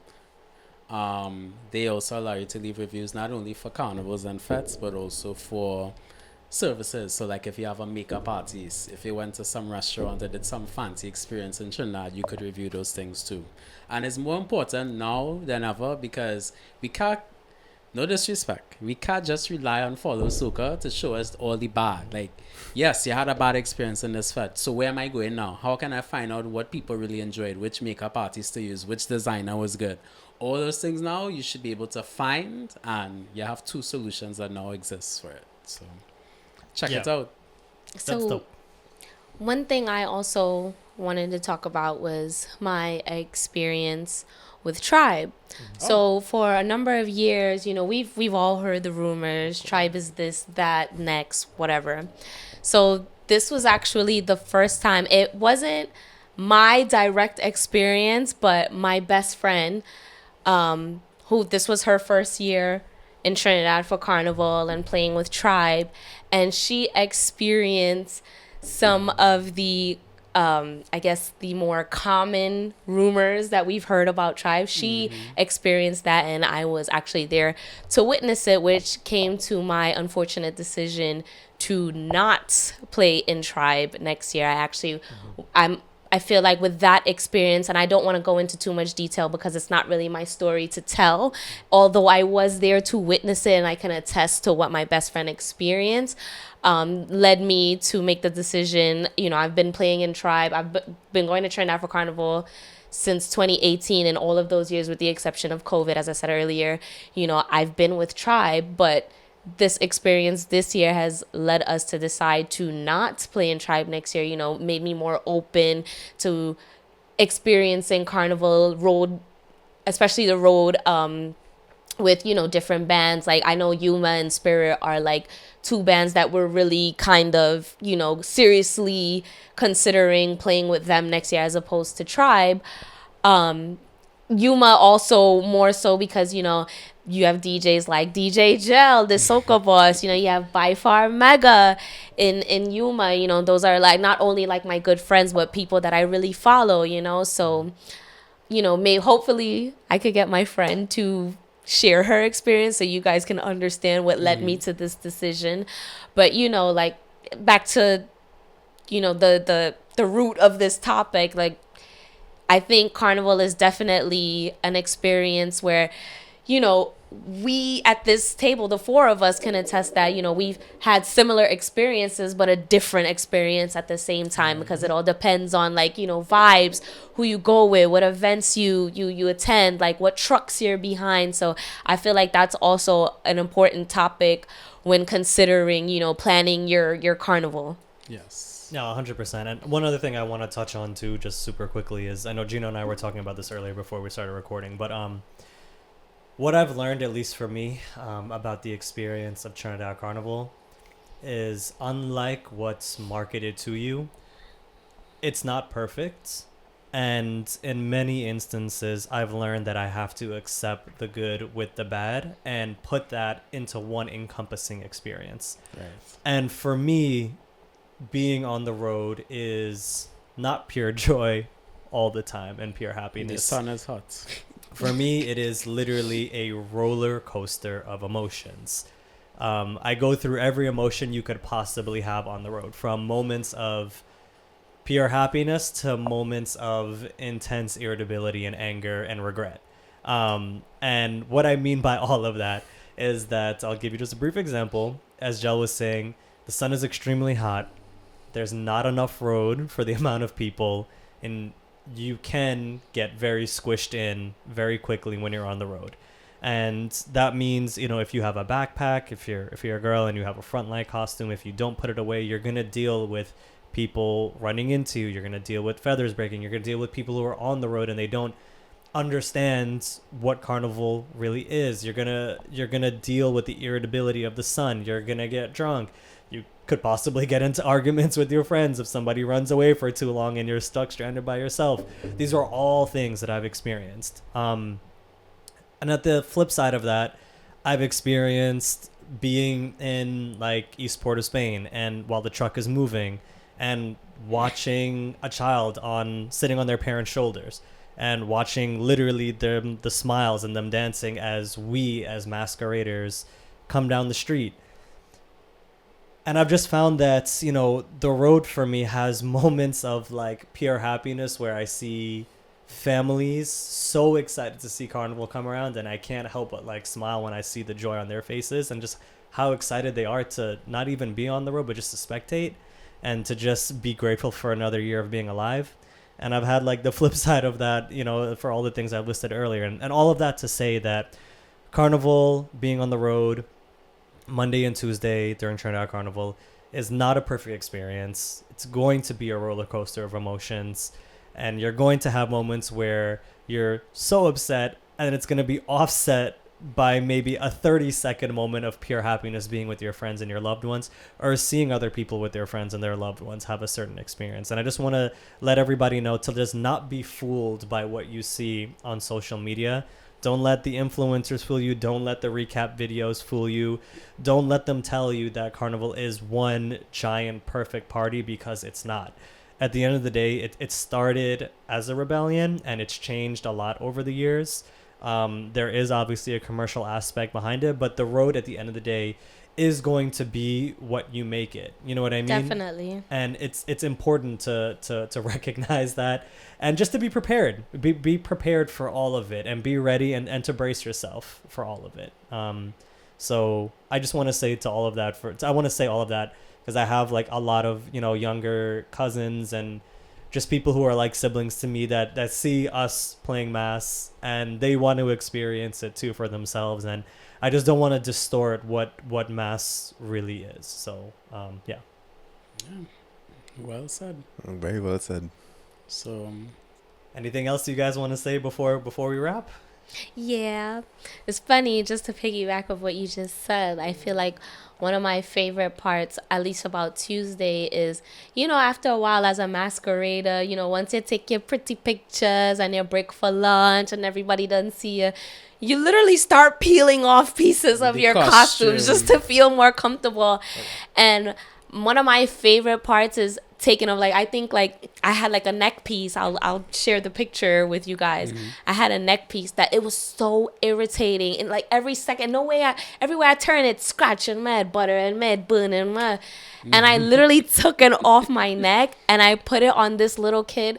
And she was so happy for it. Like, I felt like I was Santa Claus, and I was, like, you know, giving her one of the gifts on her wish list. Like, she was, like, literally so excited for it. I wanted to pull her under the ropes. Like, come, we on the road together.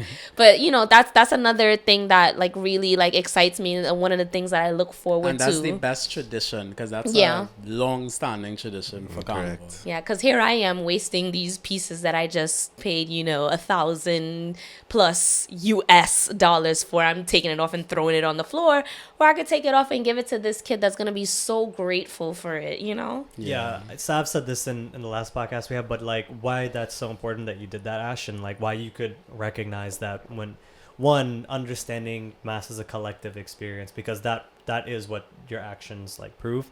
But it's also like from a kid's perspective, like you just never know, like when you see kids on the street and families, when you do nice things like that, because you're looking at the next generation of people like who but potentially will keep the culture alive. And that little girl could be a I think masquerade. you were right in the first. They have to. I would like them to. I would like them to. That's who we have next. And That if is we who we don't have do our next. jobs now, then Yeah. But doing things like that, like giving away a costume and smiling at spectators when they come in, especially just recognizing that we're there in their space and it's their festival. At least that's how I look at it. And they give me the chance and the privilege to be a part of playing mass. Because for me, like, being a foreigner, like not living in Trinidad and Tobago, I never see it as my festival. I always see it as the people of Trinidad and Tobago give me the chance to participate in something that is very much theirs. So like whenever I see people spectating, which I think is a beautiful tradition that, you know, Savannah and I spoke about, is very much dying out just for a lot of factors. I think when we have people like you that will give away their costumes and having that be a long-standing tradition is so important, because that motivates them and it inspires them, and they have that memory and they can hold on to that piece of mass that many locals like may not be able to afford to play. And this is the one thing that they can hold on to, where they look back at a carnival from when they were a kid and just could be like, yeah, like I remember where, you know, I watched this happen with my family, and yeah, I couldn't play on the road that day, but I have a small piece of it to remember. And I think it's very important. And they might go on to play mass. And they might go on to play mass. And even if they don't play mass, they could be the next Peter Minshall or the next big designer or any big carnival designer, you know, they could play pan or just have some reason to contribute to the culture. The next stick fighter, the next person that does Camboulet, like the next person that does, you know, someone to moderate Kitty's Carnival, you know what I mean? Like I think all of that stuff is really important. And again, I know this is not a value that, you know, maybe a lot of people talk about or share, but I really do just want to urge people to just like be like mindful when you're on the road too, of just understanding, you know, how things go when it comes to local people spectating, and to just always treat them with kindness and to treat them with respect. Yeah. You know, never look at them as an obstacle. Try not to hold the mentality of, hey, I paid my money to be here and what these people doing here, and blah, because, you know, that's not what the carnival is about.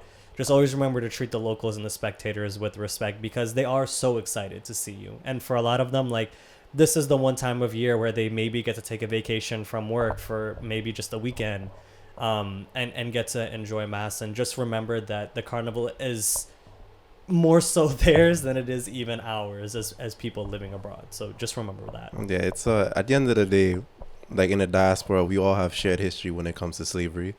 So this is a celebration of emancipation. So this is a shared experience where we have to shape the legacy. Every generation has a responsibility. So in our case, it's Carnival. So when women do that, you may think it's a small gesture, but at the end of the day, like they're saying, you may shape what she does in the future. Like, let's bring it down to a niche of when we were kids. In school, let's say you had an event that you look forward to every year, whether it was the book fair, field day, something, right?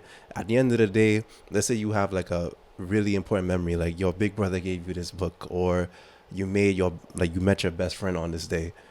That's something that only happens every year. So that's the only time you can look forward to it. It's the same way, like, the islands have isolated communities, and like this festival is something that's one time a year. So to have something like that early on, where they may not be able to do it at this point in their life, but when they become older, she may still hold on to that piece of the costume. And then when she play mass, maybe she'll see you again in the future, and she still have it. She'll show it to you or something like that. You never know. Yeah, when I'll be old and grey. All right, Patrice. That's my artist. But shared experience in the diaspora and like how this pertains to us specifically, our generation's at the age now where we are the ones that have to guide it. So those things have to be done. Like he said, I agree. It have to be done. Yeah. So, anything else before we wrap? I said it. Anything else? Are we all good? I think so. Well, as usual, if you agree or disagree with anything that we said, Yes, be please sure let to us know. Send us a message on IG, tweet at us. Yeah. At DSA Podcast. I always love hearing what people say. Whether it seems the most traction I ever get is on the most controversial things, but I do generally just want to have people just share their thoughts. And that's really what we do truly try to do with the Soca Analyst, is just to get people to talk about their experiences and like just share your conversation, no matter where you're from.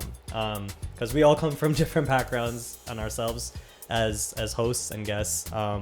And it's always great to just remember that we have a community. And just one quick thing I do want to just say, like, I remember when I was at actually one of the events, when I was at Picnic this year, I actually ran into like one or two people who bigged up the Soca Analyst podcast, which was I pretty love cool. that. Yeah, it was Yes, cool. that's awesome. And it was exactly like the things that you would always want to hear, which is like, hey bro, like you had a unique perspective on this. And I just want to let you know, I actually agree with that, and not a lot of people actually think about that. Actually, I forgot to tell you, I never told you.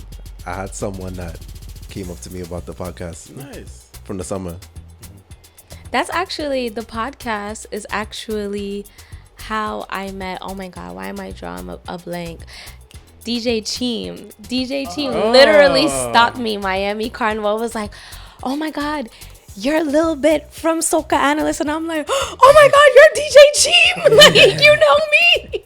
So that was like a really good experience for me, where like, you know, big up all our Soca Analysts, supporters, all our viewers, like from day one. We do this for you guys. Yeah, no, literally, it's a long time coming. Even when we don't post as frequent as we should. We're gonna change that. We're gonna change that. This year we're working on it. It's been a long time. I know, this has been a thing since 2016, and it's really only this year, believe it or not, where we actually have like a clear direction now. So we're gonna do our best to keep this a regular thing. I think so far for this year, we've been going pretty strong, and I want to keep it consistent for the rest of the year. But having motivation from you all always helps. Anytime, obviously, you see DJ Gel on the road, or Gino or Ash or myself in Savannah, always just come and say hello. We'd love to take a drink with you all. But until then, be sure to keep the lookout for us we're on YouTube, we're on Spotify. I just got the Apple Podcast to start working again. And the next thing I gotta check out is Google Play, but check us out on those 3 platforms, and as well on Spotify and on Podbean, where they're on all those platforms. Check us out. You can download, you can comment, do whatever it is that you guys want to do. And until the next episode, I just want to say big up and bless. DSA Analyst. Caribbean culture to the world. Subscribe now on YouTube, iTunes, Podcast, and Google Play Music.